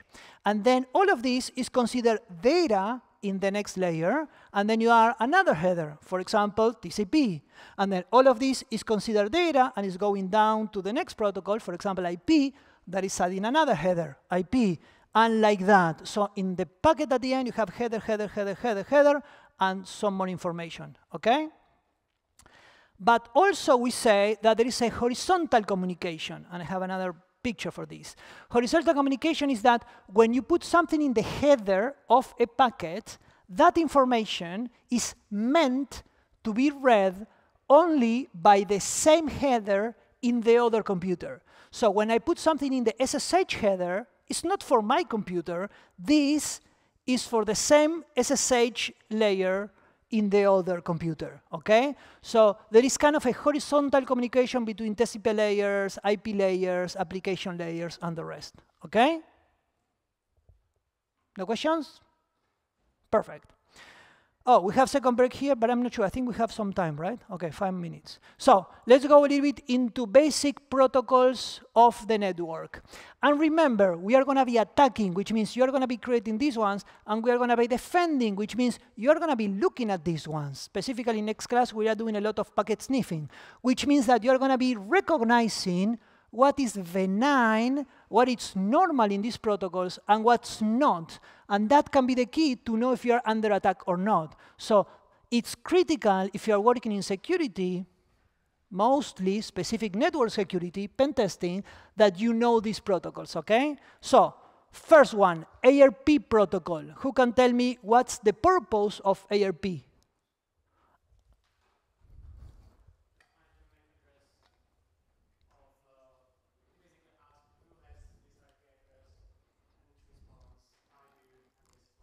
Very nice. So, like, how's your name? Lucas. Let's go with Lucas. So, Lucas, can I get Lucas 2? There you go. So, like Lucas 2 is saying, we are having some IP address. How do you have the IP address? I don't care. Somebody told you. We will see later.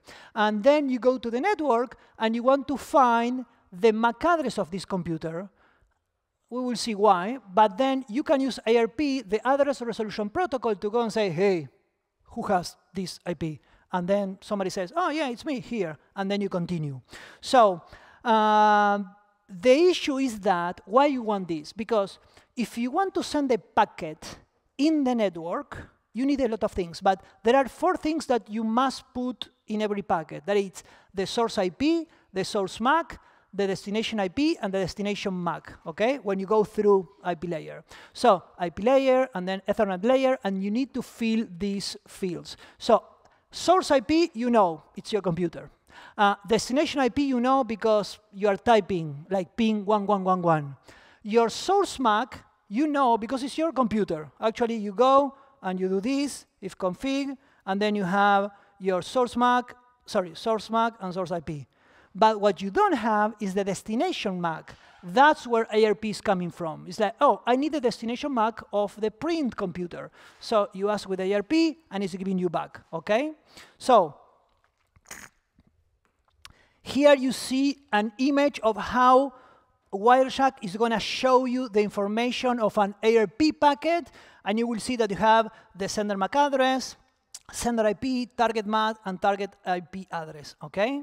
Now, in the header of ARP, there are many variants, right? You have the hardware type, protocol, hardware size, protocol size, and opcode. So there are different types of ARP packets. We are going to be talking first of one called the announcement packet. And this is the one that you use to say, hey, this is my MAC. Here, internet, and stuff like that. Maybe not in the internet, but yeah. So you use a broadcast destination. What is broadcast? Who can tell me? To send to everybody in the network. It's a good answer, but we have 2 variants. One is IP broadcast, and the one is Ethernet broadcast. There are 2 different broadcasts, whatever you say. So in the case of IP address, actually, if you go to your Ethernet, you have your IP, and then we have the network mask. Do you remember network mask, seeders, and all the things? You don't? So the network mask is telling you which of these bits, in this case, the first 2 octets, identify the network, okay, 16 bits to the network, and which of these bits, these ones in 0, are used to identify the host. So this is telling you that this network, 172.20.02, has 16 bits for the network and 16 bits for the host. And if you want to send a packet to all the computers in your network, this is the broadcast address, 172.20.255.255. And I believe the same is for the StratoCyberLab. So let me see if I do this, and then you can move. Oh, look at this. You can move up and down. It took some time. Martin behind the scenes. So you have here another type of network net mask. So in this case, you have 8 bits here, and 8 bits here, and 8 bits here, which is 24. And then if you want to do a broadcast, it's in that address, okay? Going back to our issue, you need to use a broadcast as destination, but the broadcast in the destination, if you see here, okay, sender MAC, target MAC, is, there are different ways, okay. In the case of MACs, there are 2 ways of doing that, and the broadcast is in the Ethernet layer, okay? So in particular, the sender IP and the target IP should be the same because I'm announcing my MAC address. So look here that both the sender and the target are the same. Then the target MAC is 0, which means all the hosts, the broadcast idea, but here is all zeros. And then the sender MAC is exactly what I'm sending. When I'm saying, hi, this is my MAC, people of the world. There you go, okay?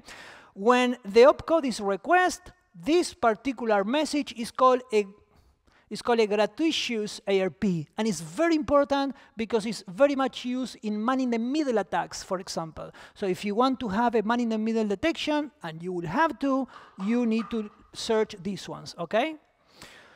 So also, the announcements can be done using broadcasted ARP reply, but that's a detail we are going to see later. Now, another type of ARP packet is called the proof packet. And this one is an proof that polls, asks all the network to validate that an IP address is not already in use. Why you want to do that?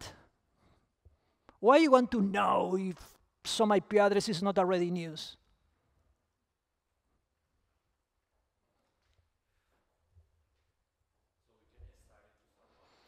Like yourself or to others. So in the moment you are going to assign yourself an IP, or the DHCP server is going to assign an IP address to somebody, it needs to check that it's not being used, because if not, there are collisions. What happens if two computers have the same IP address because the user forced it?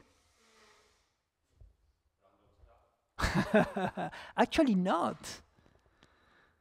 I encourage you at home, not in our Dockers, probably. I'm not sure. We never test this. So nothing.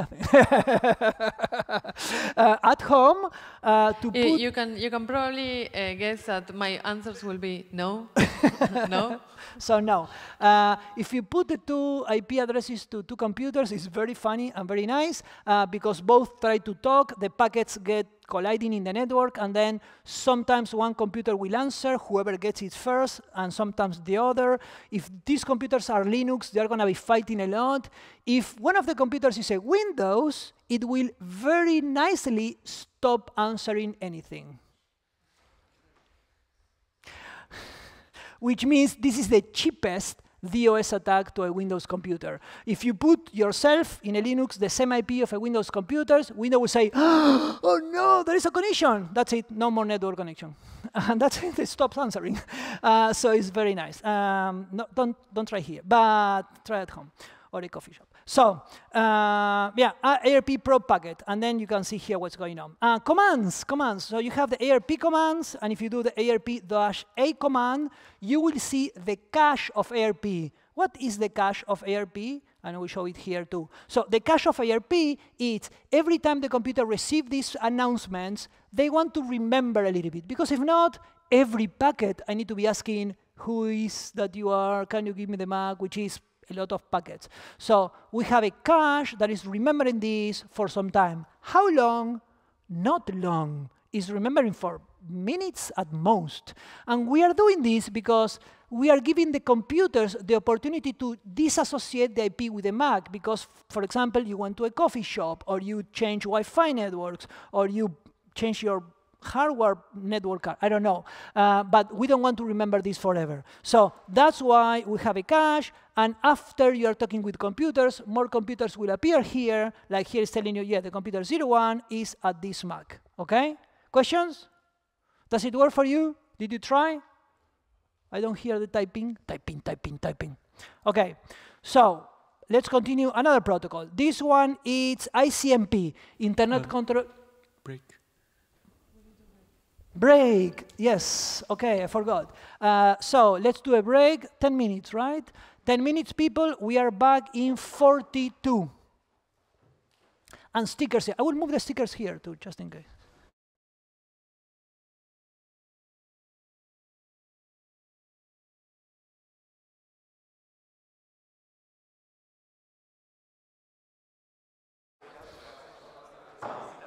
Okay, let's continue.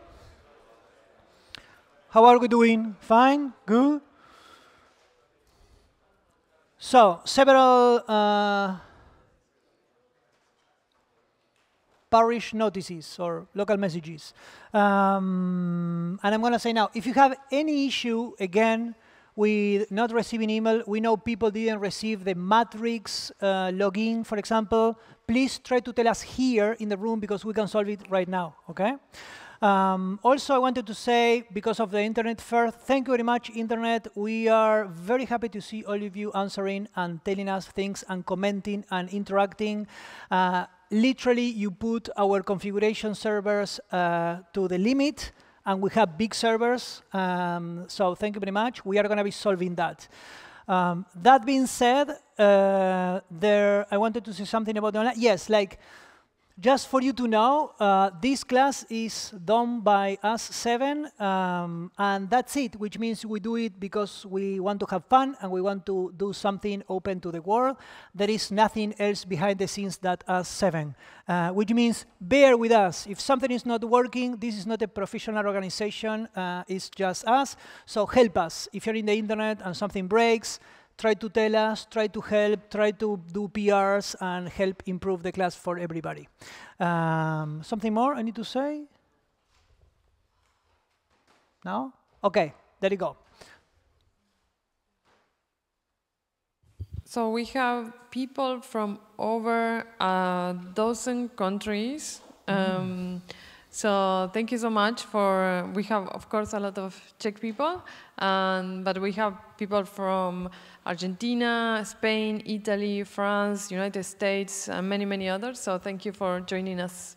Thank you very much. We'll try to probably say the exact list of countries. When we are looking at this, there is people that is watching this tomorrow because they are now sleeping and they are in time zones that are far away. So this is very important for us. Thank you very much. So let's continue. We are talking about ICMP, Internet Control Message Protocol. This is a protocol used to, well, send control messages over networks. There are many types. Actually, the type field in the header has 255 options. We only care about some of them. The type 0 code 0, right? These two things are meant for the echo reply.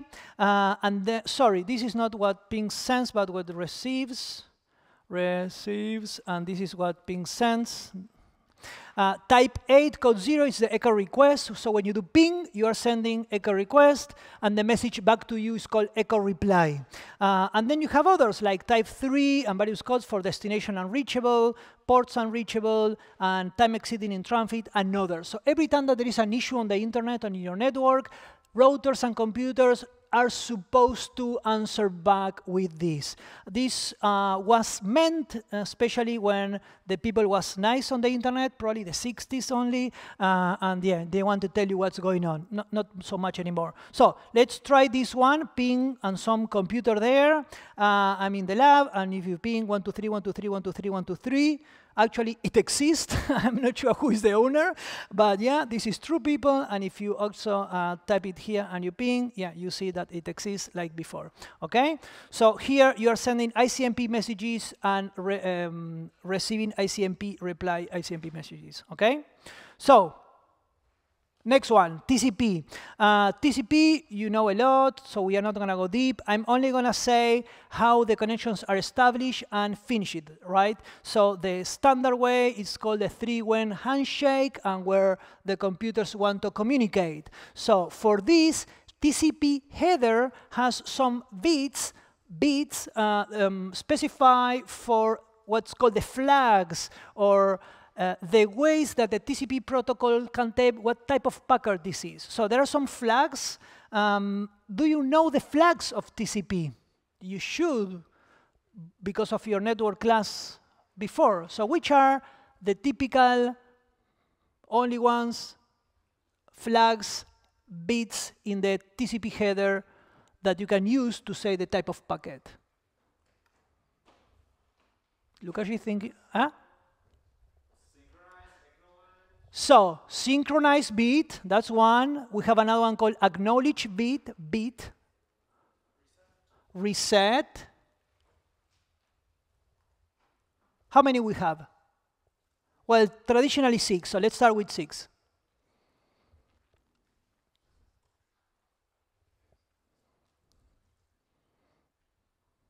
Sync, acknowledge, reset. We have fin for finalization. We have, what else? People in the internet, do you know? If you want to send data, we use one called push. Long story short, in the good old days of the internet, the people was putting data in the buffer, but they didn't want to send the packet because it's very expensive.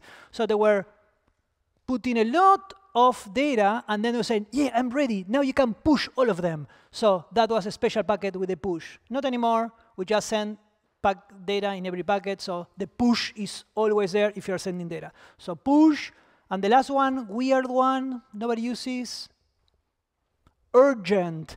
In the 60s, if you have a packet that you want to have more priority than others, they put a special bit that this one is urgent. yeah, didn't work out. But we have that one there, and we are sending that bit in 0 every time.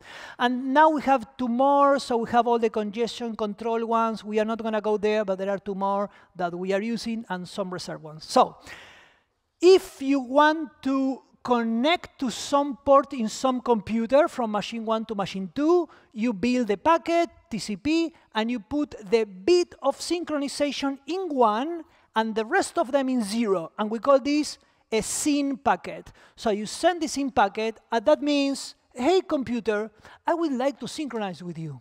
And then, if the port is open, the other computer sends a packet back with the synchronization bit on and the acknowledge bit on, which means I acknowledge that you send me this packet, and also I would like to tell you that I would like to synchronize with you. And then, if you want to finish the synchronization, you send a 3rd packet with the ACK bit on, saying, I acknowledge your synchronization request. So polite. That was old times. So after all these 3 packets, the connection is considered established, and you are free to send data. Not true. You can send data in the last packet, the 3rd one, but that's some modification that happened later. So now the connection is established. You are sending data, push, push, push, ACK, push, push, ACK, push. At the end, you finish, fin, ACK, fin, and then you say, the connection is finished. How do you finish the connection if you don't want to do all the fin, ACK at the end? If you are in a hurry, how do you finish this connection? And Yang was giving the answer before. The reset bit. So you put the reset bit on, and you send the packet, and that's it. It means that you are not going to care about this anymore.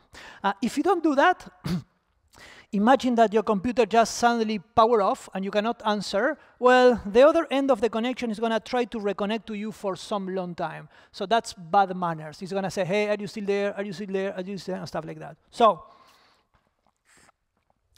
question, how long can one TCP connection last, right? So I'm sending packets, and then I stop sometime, and then, so how long can I have one TCP connection unique live? How long can it live in time? What is the limit? What is the threshold?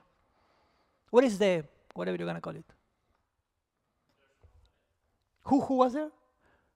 There is no limit. Very, very, very well. Which means as long as you keep sending data and ACKs, that can last forever.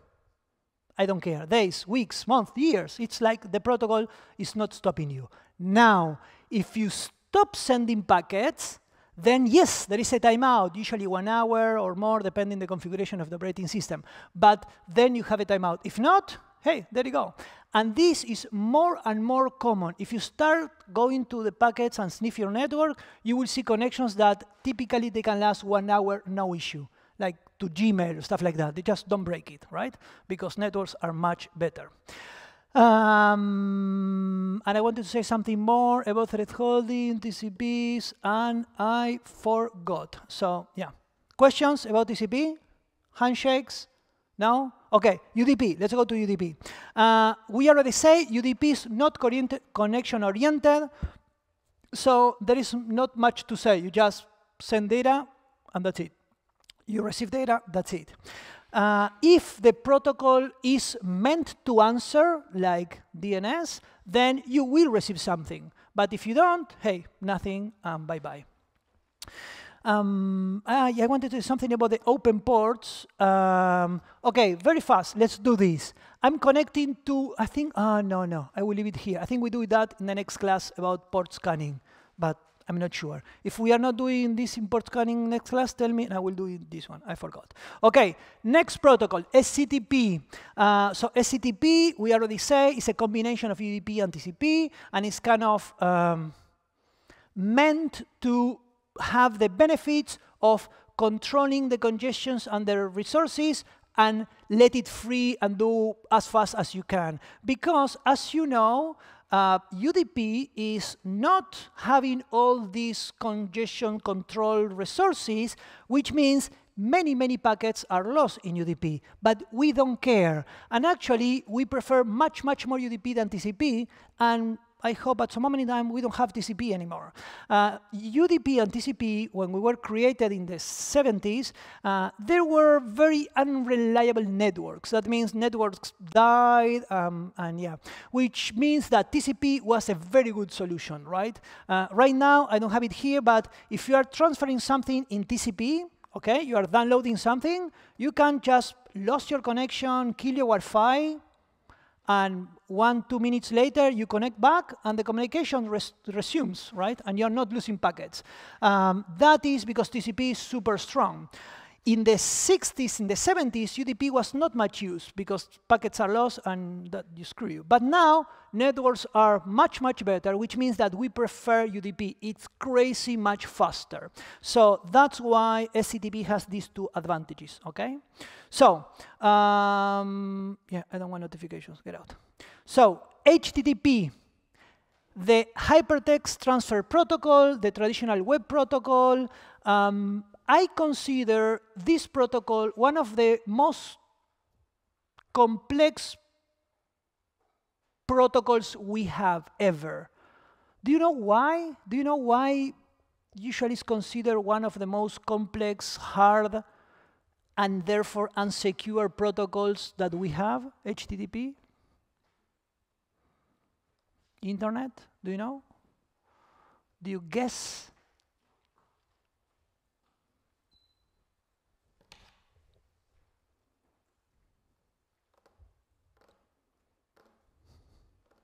Come on, you can play with me. Guess, nothing is going to happen.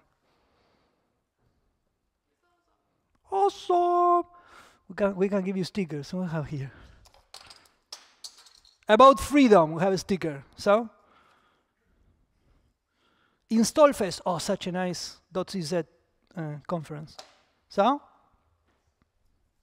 Why HTTP is so complex? You are using it literally right now in your phone, in your computer.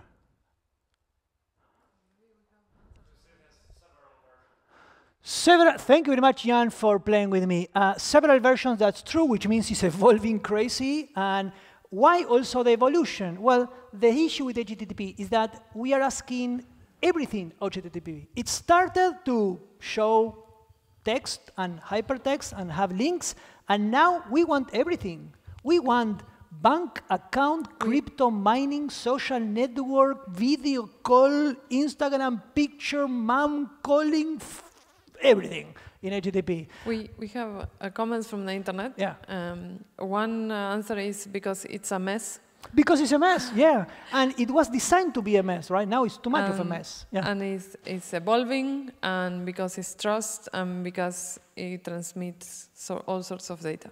Yeah, all sorts of data. And this is awesome for us. It's very bad for security. So if you have a protocol that you want it to do everything, well, it's going to be very complex. And then we have JavaScript. And then we have, you know, WebAssembly and other protocols on top and languages, which means it's very, very, very unsecure. One of the ideas behind doing something secure is that the less complex something is, the easier it can be to secure. I don't want to say the more secure it is, the more easier it is. So if you want to do something secure, it's a good idea to make it less and less complex, right? Usually you go to an ATM and you put your card, put a PIN, and get money. And that's it. Okay, then you can do some transfers. Okay, and then you can check. Okay, actually, now you have windows in the ATMs, which is very bad. But originally it was designed for very specific purposes. That is to try to make it more secure, right? In the web, well, that's hard. So going back to the protocol, we have many methods, right? You can get something. You can have post. You have delete if you have all the WebDAV extensions installed. You have to put and head, very much use, options, and connect if you want to transfer into HTTPS and encrypt. So all of these ones are methods that you can use in HTTP, okay? So in particular, HTTP 1.0 and 1.1, it's text-based, so you need to send the G and the E and the T, right, the ASCII. And in these protocols, if you want to send the minimum possible request ever, there are 3 things that are mandatory. There should be a method, get, post, something, with the URI, which means a general term for URL, and then there should be the version of the protocol, HTTP something, okay? So that's the first line. The second line must have the host header, and where are you going, host something or host something. And the third condition, you have to have 2 new lines. If you respect these 3 conditions, you can send an HTTP request. So let's try, people. Let's go to your Dockers, internet, go to your Dockers, and let's try. For this, we are going to be using a program called NCAT. If you don't know, NCAT is coming from a very old program called Netcat that was kind of the Swiss Army knife for network communication. And NCAT is the Nmap new version, so thank you very much, Nmap, for this. So if you go to your Docker, and then you do NCAT to some IP address. In this case, I'm connecting to the port 80 of Cloudflare, okay? And then I want to request a web page. And you are going to be doing this with your own hands. No browsers, no Opera, no Chrome, no nothing. And for that, we're going to say get/http 1.1 host 1111 and 2 enters. I'm typing fast because you have a timeout in here. So if you have a timeout, start again. And look, we have a web page. So please try and maybe for the first time speak with a web server with your own hands. And no, who needs browsers? No browsers anymore. Yeah, this is the way. Did it work? Internet? You can also do this in the CyberLab. I can try it here. So NCAT 1111 port 80. And then I'm going to say get the main web page using the version 111, and the host is going to be 1111, and 2 enters, and it should work. And actually, can anybody tell me what's the answer from the web server?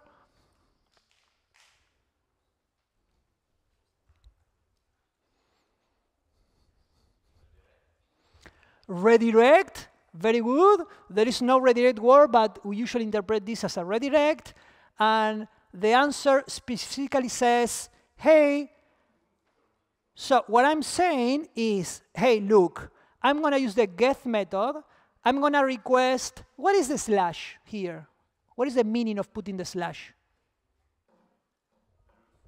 The root folder, like the first folder, if there is a folder here. And then the version we are going to be talking, usually 11 is the minimum, 10 is kind of not working. The host header, that means where I'm intended to go, because it can be a different one than this one. I'm intended to go to the 1111, and then 2 enters, and the server says, oh, yeah, I also can talk HTTP 11. The error code is 301. That means the page has been moved permanently. The server that is answering is Cloudflare, and the date is this date. The content type is text or HTML. The length is 167 bytes. The connection is going to be keep alive. As you can see, I'm still connected, which means, yes, it was kept alive. And now, where I should go? Move permanently where? Well, to this location. Can you see the difference of the location where I'm being redirected? HTTPS, so the S is the key. Here, Cloudflare is telling me, you need to encrypt if you want to talk to me, right? Because this is not encrypted. And then we have a CF ray, it doesn't matter here. Actually, it's identifying that we are in Prague for CDN reasons. I don't want to go. And then we have the content. This is a web page.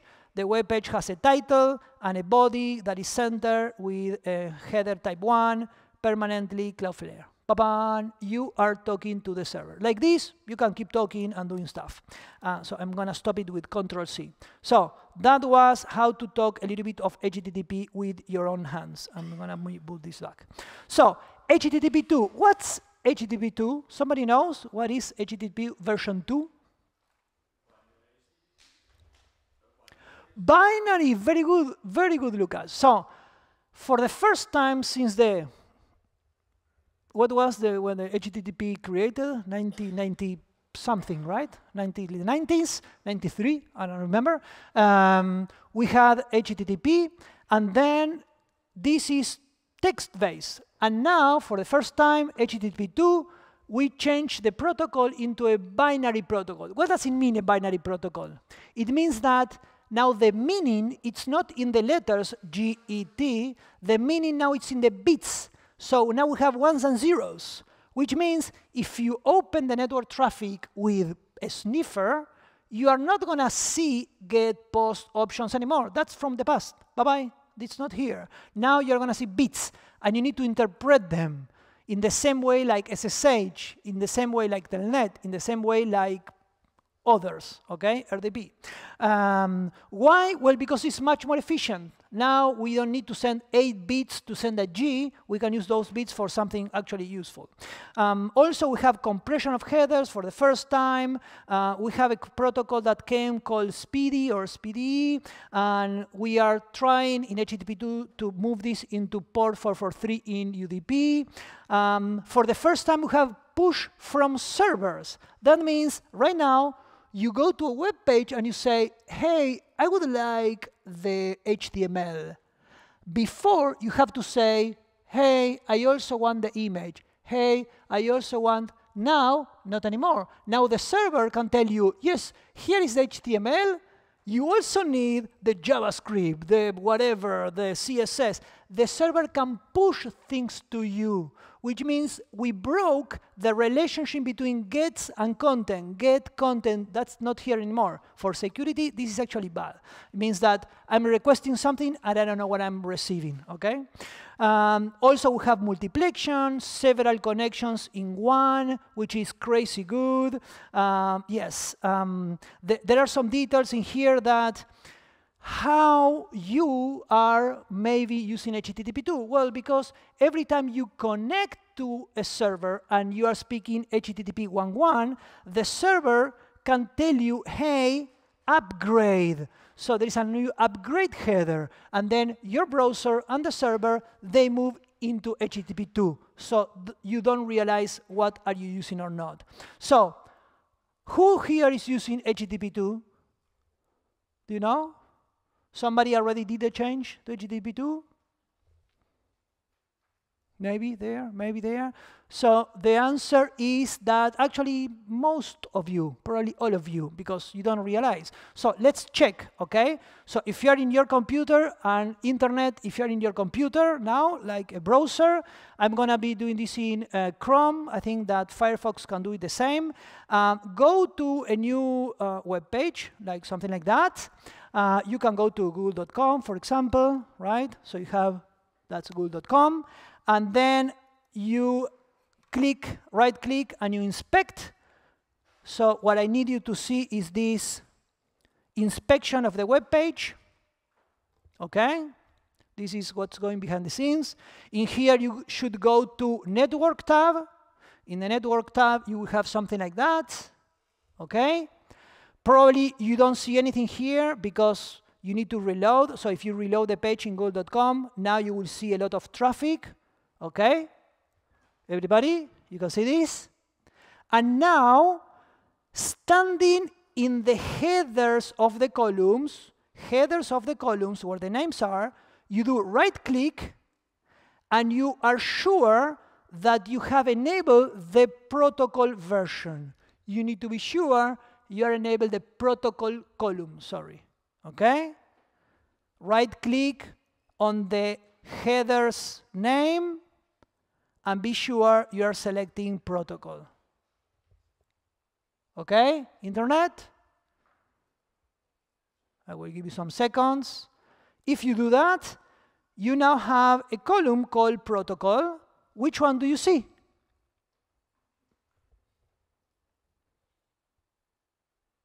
Which one do you see?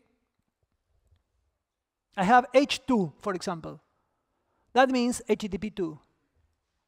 Does anybody have something different? H3, which means HTTP3, which means every time you're using your browser, if it's a new browser created in the last 10 years, you are going to be using HTTP 2 and 3 automatically, even if you don't realize. For you, in security, it's good to know.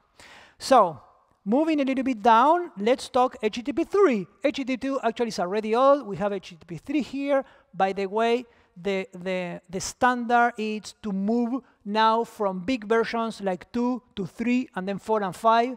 No subversions anymore, so we are not going to have a 3, 1, 2, 1. That was a mess. We don't do that anymore. So there is a small improvement in here, small but good one. The first one is, for sure, definitely we ditch TCP. No more TCP anymore, people. Bye-bye. Thank you very much. Thanks for the fish. We are only using UDP now, which means that we are actually officially using the protocol that was called SPDY before. Now the community renamed, and it's called QUIC. QUIC is 443 over UDP, okay? So when you see this traffic, that's normal. It's not an attack. It's UDP only.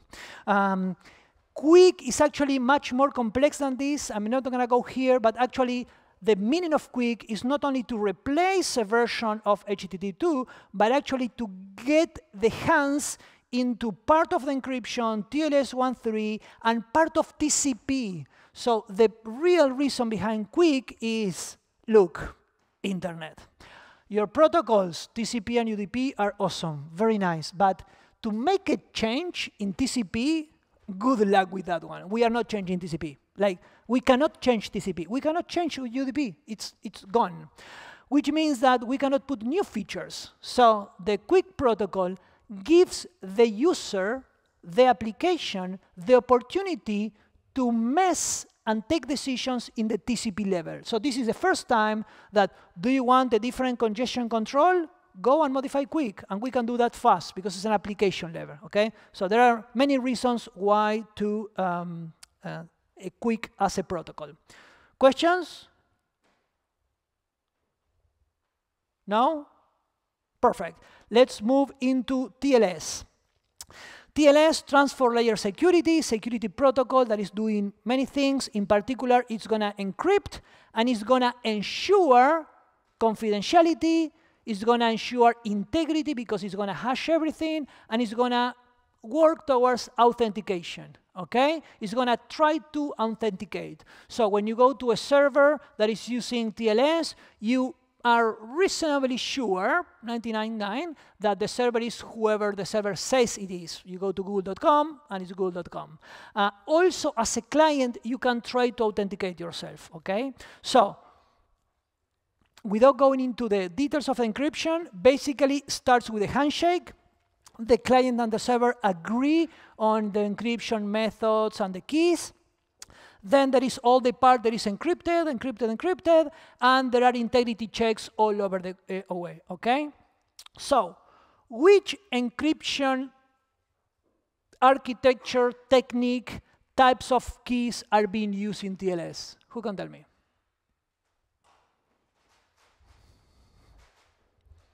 Which type of keys, encryption, protocols are used in TLS? Asymmetric says, wait for me, Martin. Martin says asymmetric. Do you agree with Martin? Somebody agrees. Do you disagree with Martin? Nobody disagrees. Half true. Asymmetric is there, but there is something more. What is the other one? Symmetric. So we have both. Why we have asymmetric, public-private key, and then we have symmetric? And why we have to? Why we not just ditch it?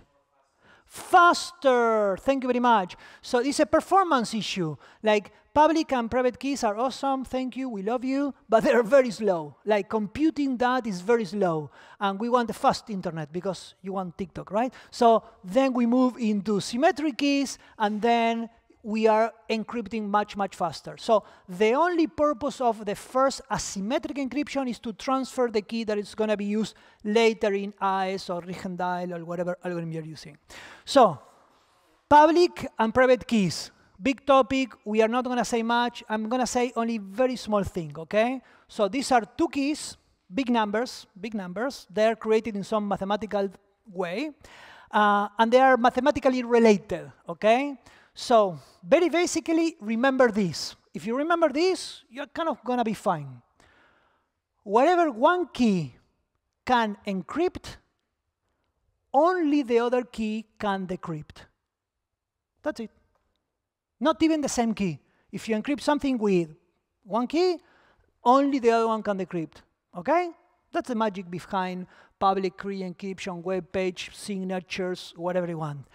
So, truth be told, when you are doing this and you encrypt, like I'm saying here, usually the public key is shared openly and is shared, and you use this one to encrypt, and usually the private key is used to decrypt the data and to sign. Technically, you can also encrypt with the private key, but a lot of people are going to complain, but there are numbers. You can do it and you can encrypt, okay?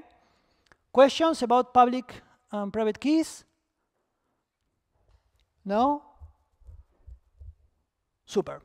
And symmetric keys are much simpler. You have one key that you have to share, and you have to use it in encryption and decryption. Of course, the problem, as we found in the 70s, 60s, 50 something, is that if you want to share a key, you need to have a trusted medium, confidential medium between the two parties, and usually you don't have that. That's why you're encrypting. So it was very hard to transfer the keys. And that's why in the UK, Ellis found and discovered the protocol that we are using for public and private key, that then later we call Diffie-Hellman. Probably Ellis Diffie-Hellman should be called. So if you want to read more, go to the TLS11xargs.org, and you will have a very visual, nice explanation there about TLS. Questions about TLS? Perfect. DNS. What is DNS? What do we use it for?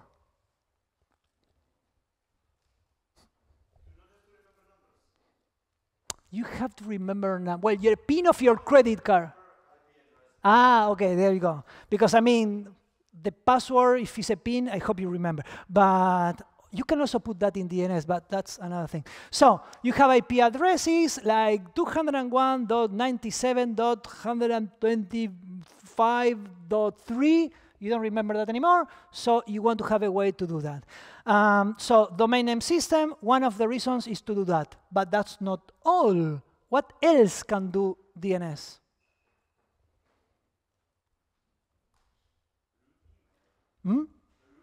Root?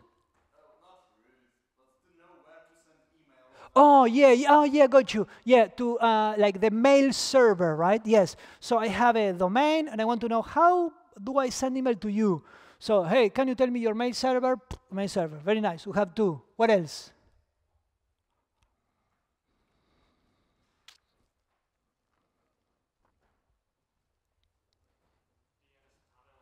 DNS tunneling, there you go, very nice, which means I want to send data and I don't want anybody to find it, so I hide information in my queries or in my answers. Is it illegal, malicious technique, DNS tunneling? Well, sadly, it's not. Like some malware started doing it a long time ago, and we were, and then we tried to detect it and block them. And now a lot of benign programs are using DNS tunneling, like antiviruses, like Sophos, and also others. Sorry, Sophos, but it's true. So they are sending information back to the antivirus provider using DNS tunneling, which is bad practice, bad, but it's fast, so they do it. So, what else? Zone transfer, very nice. Part of the protocol, we want to know all the hosts in the zone, and we say, give me the zone transfer. And I hope the answer is no, because it's very bad, unless you are the owner of the DNS and you are doing backups. But yes, zone transfer is there. And many more things, right? DNS, very similar as HTTP, was pushed to do many more things that it was originally intended. So now we are asking DNS to do everything. We have a TXT record, and there we are putting everything. We are putting signatures and keys and messages, and we got crazy there. So there are many things going on. The good thing about DNS is, first, it's a hierarchical structure, which means distribute, which means very, very fast. And second, the port that is using 53 UDP is one of the only ports that everybody in the world needs to let out. So wherever you are, in any computer, bot, infected machine that you got control, you can be sure that port 53 UDP is open to get out. So you can abuse that, and you're sure you have DNS in every computer, okay? So you can do a name like www.google.com to an IP address, but also you can transfer from an IP address to a domain. We call it PTR record or reverse DNS. And then we can ask which is the IP address of a host name. That is the A type of record. And if you want to ask the IPv6 address, that is the AAAA record, because you know IPv6 is 4 times the amount of bits in IPv4. But most importantly, what is a domain? What is a domain for all of us? And in this picture is most of the best ways to say that. The whole thing, API, AWS, Amazon.com, usually we call the fully qualified domain name, FQDN, fully qualified domain name. And in here, we have the root, that is the dot at the end. Yes, dot is the head of the hierarchy. Then we have something like com, that is the top-level domain, TLD. And you know a lot of top-level domains. And you know also that new ones appear in the last 10 years. And now we have hundreds of those. You can have the restaurant, whatever. Like there are many. So those are top-level domains. Then we have the second-level domain, usually what you know as google.com, or also we can call part of the subdomain. And then you have subdomains, subdomains, and the last one is the host in that subdomain. So when you see www.google.com, that's a host name, because www is the name of the computer. In the old days, there was one computer assigned to the web, and that was www. And there was another computer assigned to the FTP, and that was ftp.google.com. Now, we forgot about that, but that's a domain name, okay? Questions? Okay, let's go. So, how DNS work? Crash course. Brace, brace, brace. This is hierarchical in structure, but what I want you to remember that you are there in the middle with your notebook, and you're going to be asking your local operating system cache, because your operating system is remembering and say, hey, I want to go here. Do you have the IP? And your operating system is going to say, nah. So you say, OK, let me check the host files, right? The host files are actually here. etc hosts, and you have a host file. And your etc host files have resolutions. This is your Puarsman DNS server, let's call it. So your computer is going to ask, hey, do I know this in my local files? And then you say, no, I don't have it. And then you want to actually ask a DNS resolver. A DNS resolver is a computer in your internet service provider, 8888.1111, somebody in the internet, that you go and you say, excuse me, do you know the IP address of www.google.com? Most probably, that server does not know. And here the magic is that DNS is recursive. It means that they're going to say, I don't know www.google.com, but I know the dot, the root. So in the internet, there are root DNS servers, and we call them root DNS servers, like this one here. There are, as far as I remember, 7 official DNS servers. Yes, in the whole internet, there are only 7 official root servers. They have mirrors, which means that, I don't know, the F server has 2 mirrors or something like that. And this is telling you the famous things like, oh, the internet belongs to everybody. No, it does not, right? Like, you have very much control of what's going on. And these root servers are critical. If you have a root server close, your internet is very fast. If you don't, and you don't have the money, don't, right? For example, for the whole Latin America, like South America, Central America, up to Mexico, there is only 1 root server. So you can see the difference in the access to the internet. It's the F1, by the way. And we have some mirrors, which is good. So you go and you reset the root server and say, hey, root server, can you tell me who owns the .com? Because it's root, only the root, so .com. I say, yeah, sure, sure, sure. I can tell you who is the TLD server for .com. And then you go to the server2.com and say, do you know this organization called Google? I say, yeah, sure, I have Google. So this is the DNS server of Google. And then you go to Google and say, sorry, google.com, can you tell me the IP of your computer called www? And then Google says, yes, it's this one, 8888, and that's it. Ba-bam. That happens in, I don't know, 2 milliseconds or something like that, right? And we have cache in the middle. So let's get some. We have a question from the internet. Yes. Who owns the root DNS servers? Such a good questions. Committees and organizations. It's a complex question, right? Like, because you have like a lot of real companies and governments putting money and resources to have the right and to own these ones. And then you have, in some countries, kind of NGOs connected. In some countries, is like groups of NGOs, companies, service providers, like a lot of people.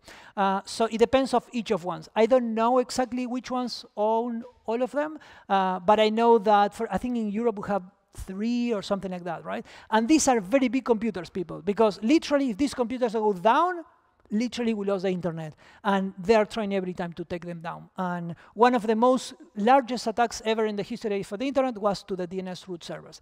So these are big computers. This is not your computer under the bed, right? So let's try to do a normal resolution. For this, we are going to be using the dig command, and the dig command we are going to test, for example, in test.com. And when you do that, please do and confirm that it works and it's not a lie. You are going to have the information about the dig and the options you are giving. You are doing a query, and some flags in here. And the answer is, oh, yeah, sure. For test.com, this is a type of internet, and the type is A, which is IPv4 address, and this is IPv4, and this is another IPv4. And now you have resolution, right? Okay, did it work? Was it true? By the way, test.com is a real domain that somebody owns, is private. This is not the domain you should be using for testing on the internet. And actually, the owner several times says that he gets millions of emails per day because the people is putting at test.com. And he has one of the largest database of spam ever. He said that some people wanted to buy it and he's not selling. So we will see. Test.com, a real thing. Now, you can do reverse DNS if you actually use the -X. And then you say, can you tell me the name of the computer 1111? And when you do that, you have the name. Do you see the name? What is the name of the computer 1111? I don't see you typing on your Dockers. No, they're typing for sure. Like everyone is looking at the screen. Maybe you get a different answer. Okay, I will give some seconds for you to type. D-X1.1.1.1, enter. What is the name of this computer?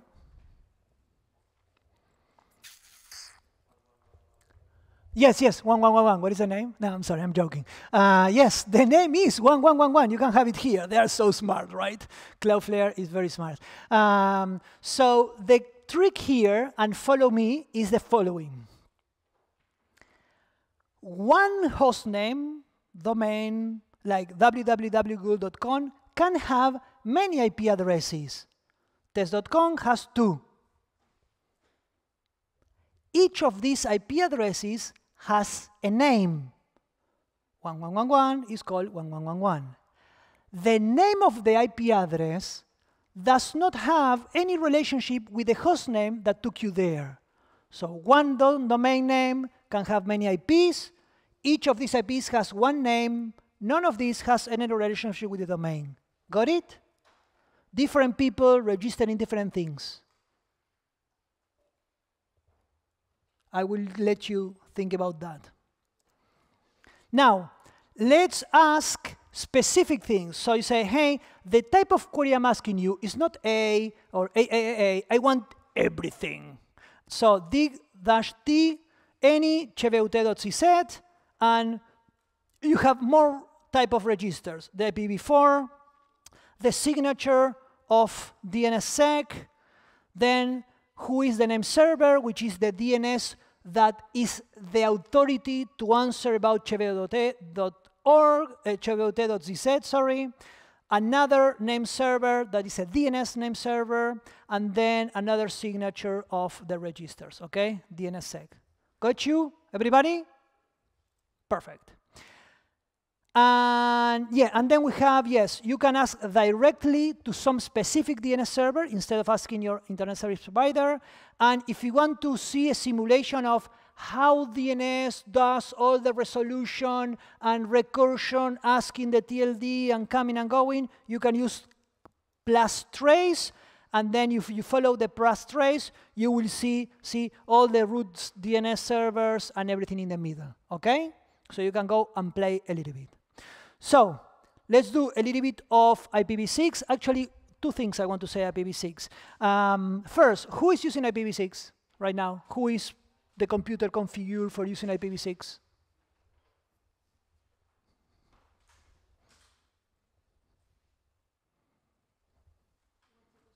Who is using actively IPv6 in their computers? Let's try yes. Let's try no. And let's try I don't know. There you go. So the answer is all of you. All of you are using IPv6 for the last 15 years or 10 or whatever. Because all the operating systems put inside the operating system the ability to use IPv6, and by default, all the operating systems are auto-assigning a local link IPv6 address, and they are trying to communicate, and they are trying to actually talk to others. So even if you don't want, even if you don't know, even if you don't care, your computer is going to try to ask IPv6. And most importantly, it may find other computers in the local network using IPv6, and if you want to talk, usually the first priority is to use IPv6. So any modern operating system, you're going to be using IPv6. That being said, the second thing I want to say about IPv6 is that we know that it's big. Yeah, big, big, big. There are many IP addresses, right? We know. But I want you to get the real idea, what do we mean when we say a lot? Some people say, oh, there is one IPv6 address for grain of sand in Earth. No, we have much more than that. That's not even starting to say how many more. So some comparisons is that we have more IPv6 addresses than nanoseconds since the Big Bang, people. So think about the Big Bang, think about those billions of years ago, then convert that into nanoseconds, and we have much more than that, okay? That's the amount we have. The other one I like is that if you take now humanity, all of us, we are sharing one internet, okay? The whole humanity, one internet, and we are kind of fine. Now, you can give each of the 7 billion humans, you can give a one follow of 12 zeros, I don't know what I don't even know the name of this number. Trillion, quadrillion, quintillions, I don't know. One follow of 12 zeros amounts of IPv4 internets. So one follow of 12 zeros internets we can give to each human right now, and we still have to spare. So it's not that we can put an IPv6 in each grain of sand. We can put it probably atoms. We are fine. Why I'm saying this? Because the transition to IPv6 is stronger and stronger and coming more and more and more and more, which means you cannot go to the IPv6 and just scan the internet. You cannot just go and find people or attack, because you're not going to find them. Like, you can be scanning IPv6 for hours and not finding one IP, and it's full of IPs. It's very big. When the whole networks change into IPv6, the security game is going to change. It's going to change a lot. Imagine what we call the threat intelligence, that we share IP addresses of well-known attackers. That's not going to work anymore with IPv6, okay? By the way, did you know that Czech Republic is, as far as I know, the first country in the world that put a deadline, hard deadline to kill IPv4? Czech Republic already voted and said, by this year, we will not allow anymore to use IPv4. Bye-bye, that's it. Bye-bye IPv4, thank you very much. Thank you for all the fish. I don't remember the year, I don't remember. Something like 2030 or 2040 or something like that. They say, do whatever you need to do. Computers of Czech Republic, we are not going to be using IPv6 anymore. So we will see. That being said, I think one of the last protocols I'm talking about is NDP, Neighbor Discovery Protocol. Not a lot because it's IPv6. Basically, this is solving many of the issues of ARP in IPv6, which means we are not going to have ARP anymore in IPv6, luckily. We don't need that. And there are some situations in here like router solicitation to find the router advertisement, and we are looking at these ones because you're going to see this in your traffic later, okay? How to get your neighbors around, how to advertise your network, and the redirection. So I'm going to give some seconds, and I'm going to jump into the last topic of the day. How are you coming? Fine? Internet? Protocols? That's it?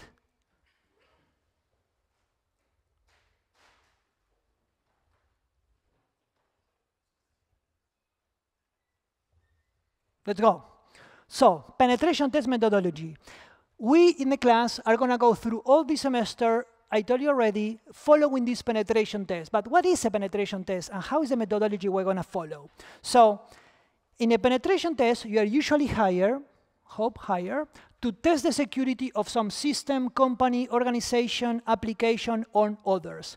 That means that as workers, you will have to follow a methodology so we are sure you don't you don't forget to check something, okay? So in a real penetration test, you usually have a client, you usually have a contract which defines what you can do and you cannot do.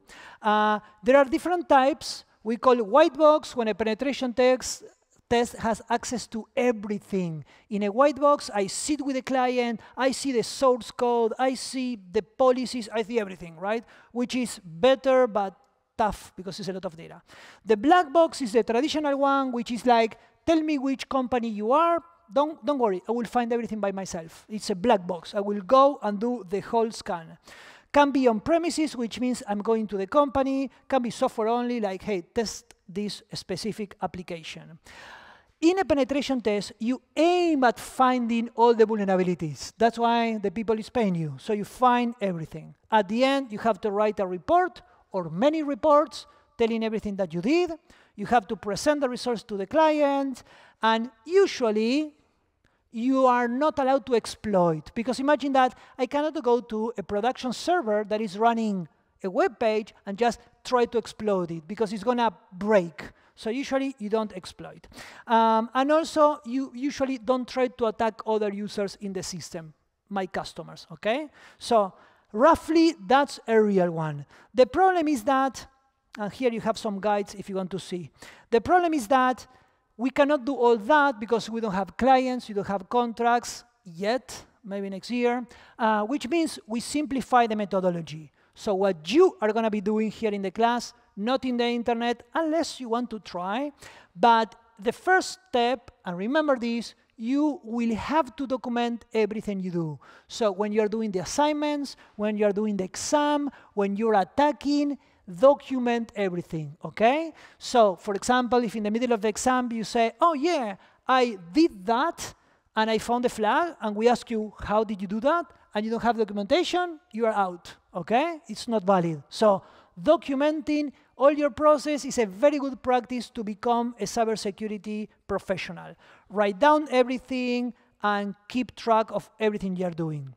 The second one is that we need to have a plan. A plan means which IPs you can attack, which domains, which ones you should not be testing, what we call the scope of the penetration test, and you need to define your goals. So you are going to have goals like find vulnerabilities, or test a specific system, or see if you can get access. Because if you don't have a goal, you're going to end up doing many things, and that's not so good, okay?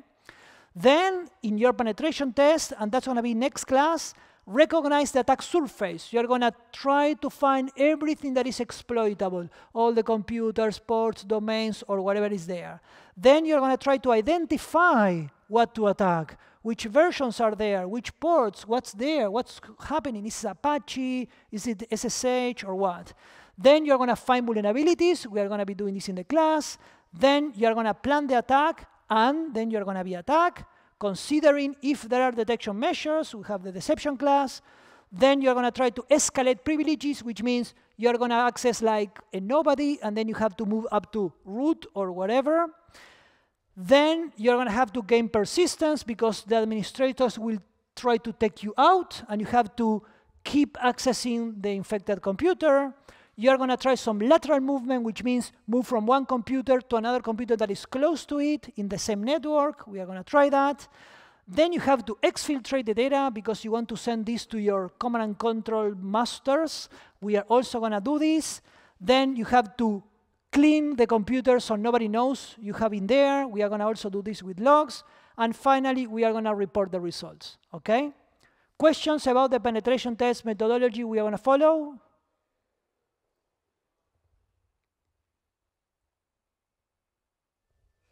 May come later.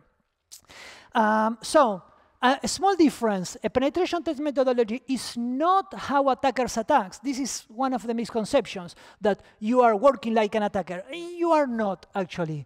The differences are huge. For example, attackers have much more time than you. So a penetration test may take 3 days, 2 days, maybe a week, maybe 2 weeks. Attackers have the whole year. They don't care. Years. So they can wait until your computer is updated. They can wait until Christmas or whatever you are celebrating and drunk. So it's not the same. They can wait, exactly, new vulnerabilities. They can research specific exploits just for you that are unknown, 0 days. So that's something you are not going to do usually. They can do a denial of service attack. They can destroy, delete, and wipe. I hope you don't do that.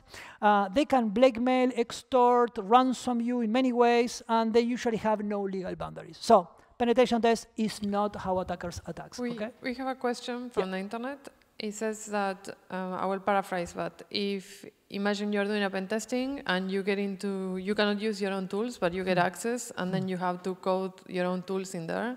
Do you have to document this code in the report? Or how does that work? Yes. In penetration tests, depends on the contract. But for us, yes, documenting of what you did is awesome, especially because it can fail. And then we need to track what failed, why everything is down, and it's good if you can tell us what you code, okay? So yes. Defense methodology, because remember, half the classes are defense. Well, this is problem. There are no defense methodologies. It's kind of a, no, we don't do that a lot. So the best ones are done by NIST. I encourage you to check the links. But in summary, if you're defending, you have to identify all your assets, all computers, phones in your organization. Good luck with that one. Then you need to protect them somehow, authorization, software security, backups, antiviruses, EDRs. Then you need to use them and detect everything, which means monitoring network traffic, checking the data traffic, logs, CMs, stuff like that. And then you need to respond, which, oh, I detect something, investigate, contact FBI, police, whatever, NUKIP, and then recover and continue your business. So as you can see, defending is 100 times more harder than attacking, okay? So let's gonna stop here. We are at the end of the class. We only have 2 more things. One is there's gonna be an assignment for you that starts today at 9, right?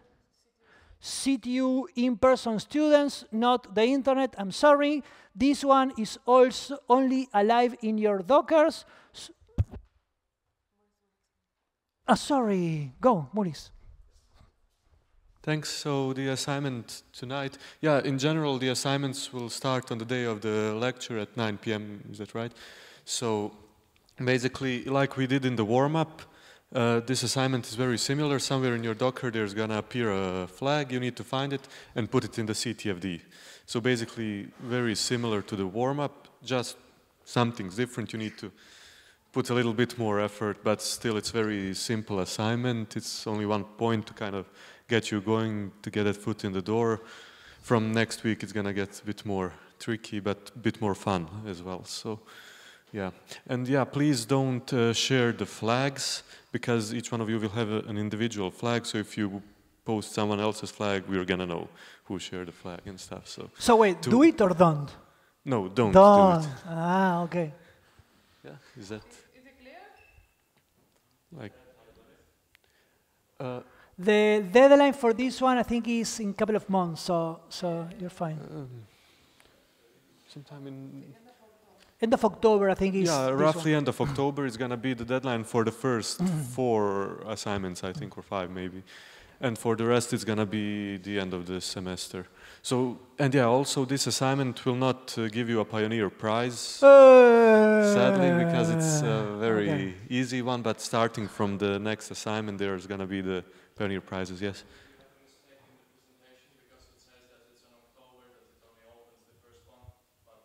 Oh yeah, it should be the 9th month, thank you. Yeah, so it's basically tonight, yeah. Thank you. If I remember, if I understand correctly, it's that the file will appear in the same moment that you open it. So it's not there yet. We cannot comment on that. It's not there yet. Yeah, you won't be like able to solve it now and then post it at 9 p.m. When we open the challenge, it's gonna roughly at that time, it's gonna be appear in the CTFD and in your Dockers. So only one way to find out. Yeah, and I mean especially for the later assignments, because we want to make them fair for the people who are competing for the Pioneer Prize, so that it kind of starts at the same time. Yeah. So, before you leave, we would like now the internet and you to give us feedback. We want feedback every class if you can. This is very fast. We usually want to know it was too slow, too fast, you didn't understood, you understood, whatever. The more feedback you can give, the more we can improve. So, internet also, if you can give us feedback, you will help us improve for next week, okay? At the end, we have a side-dish topic. In this case, it's the economics of security. If you're interested in that one, you can go and read. I'm not going to go through that one. It's kind of a homework reading for the bus. So, and we are ending, but we have questions. Yes?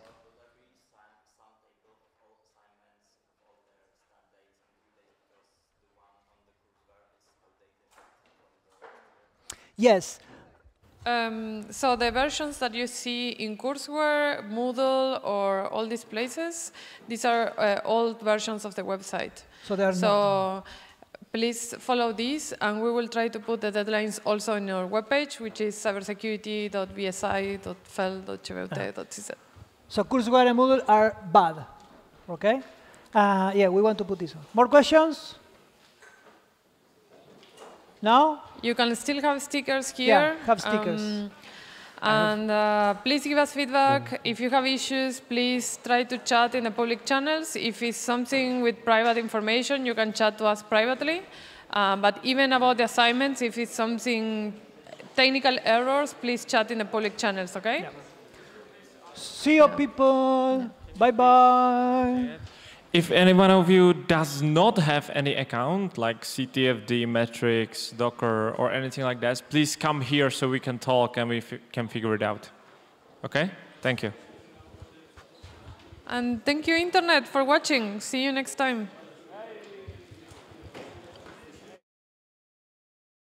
See you, Internet.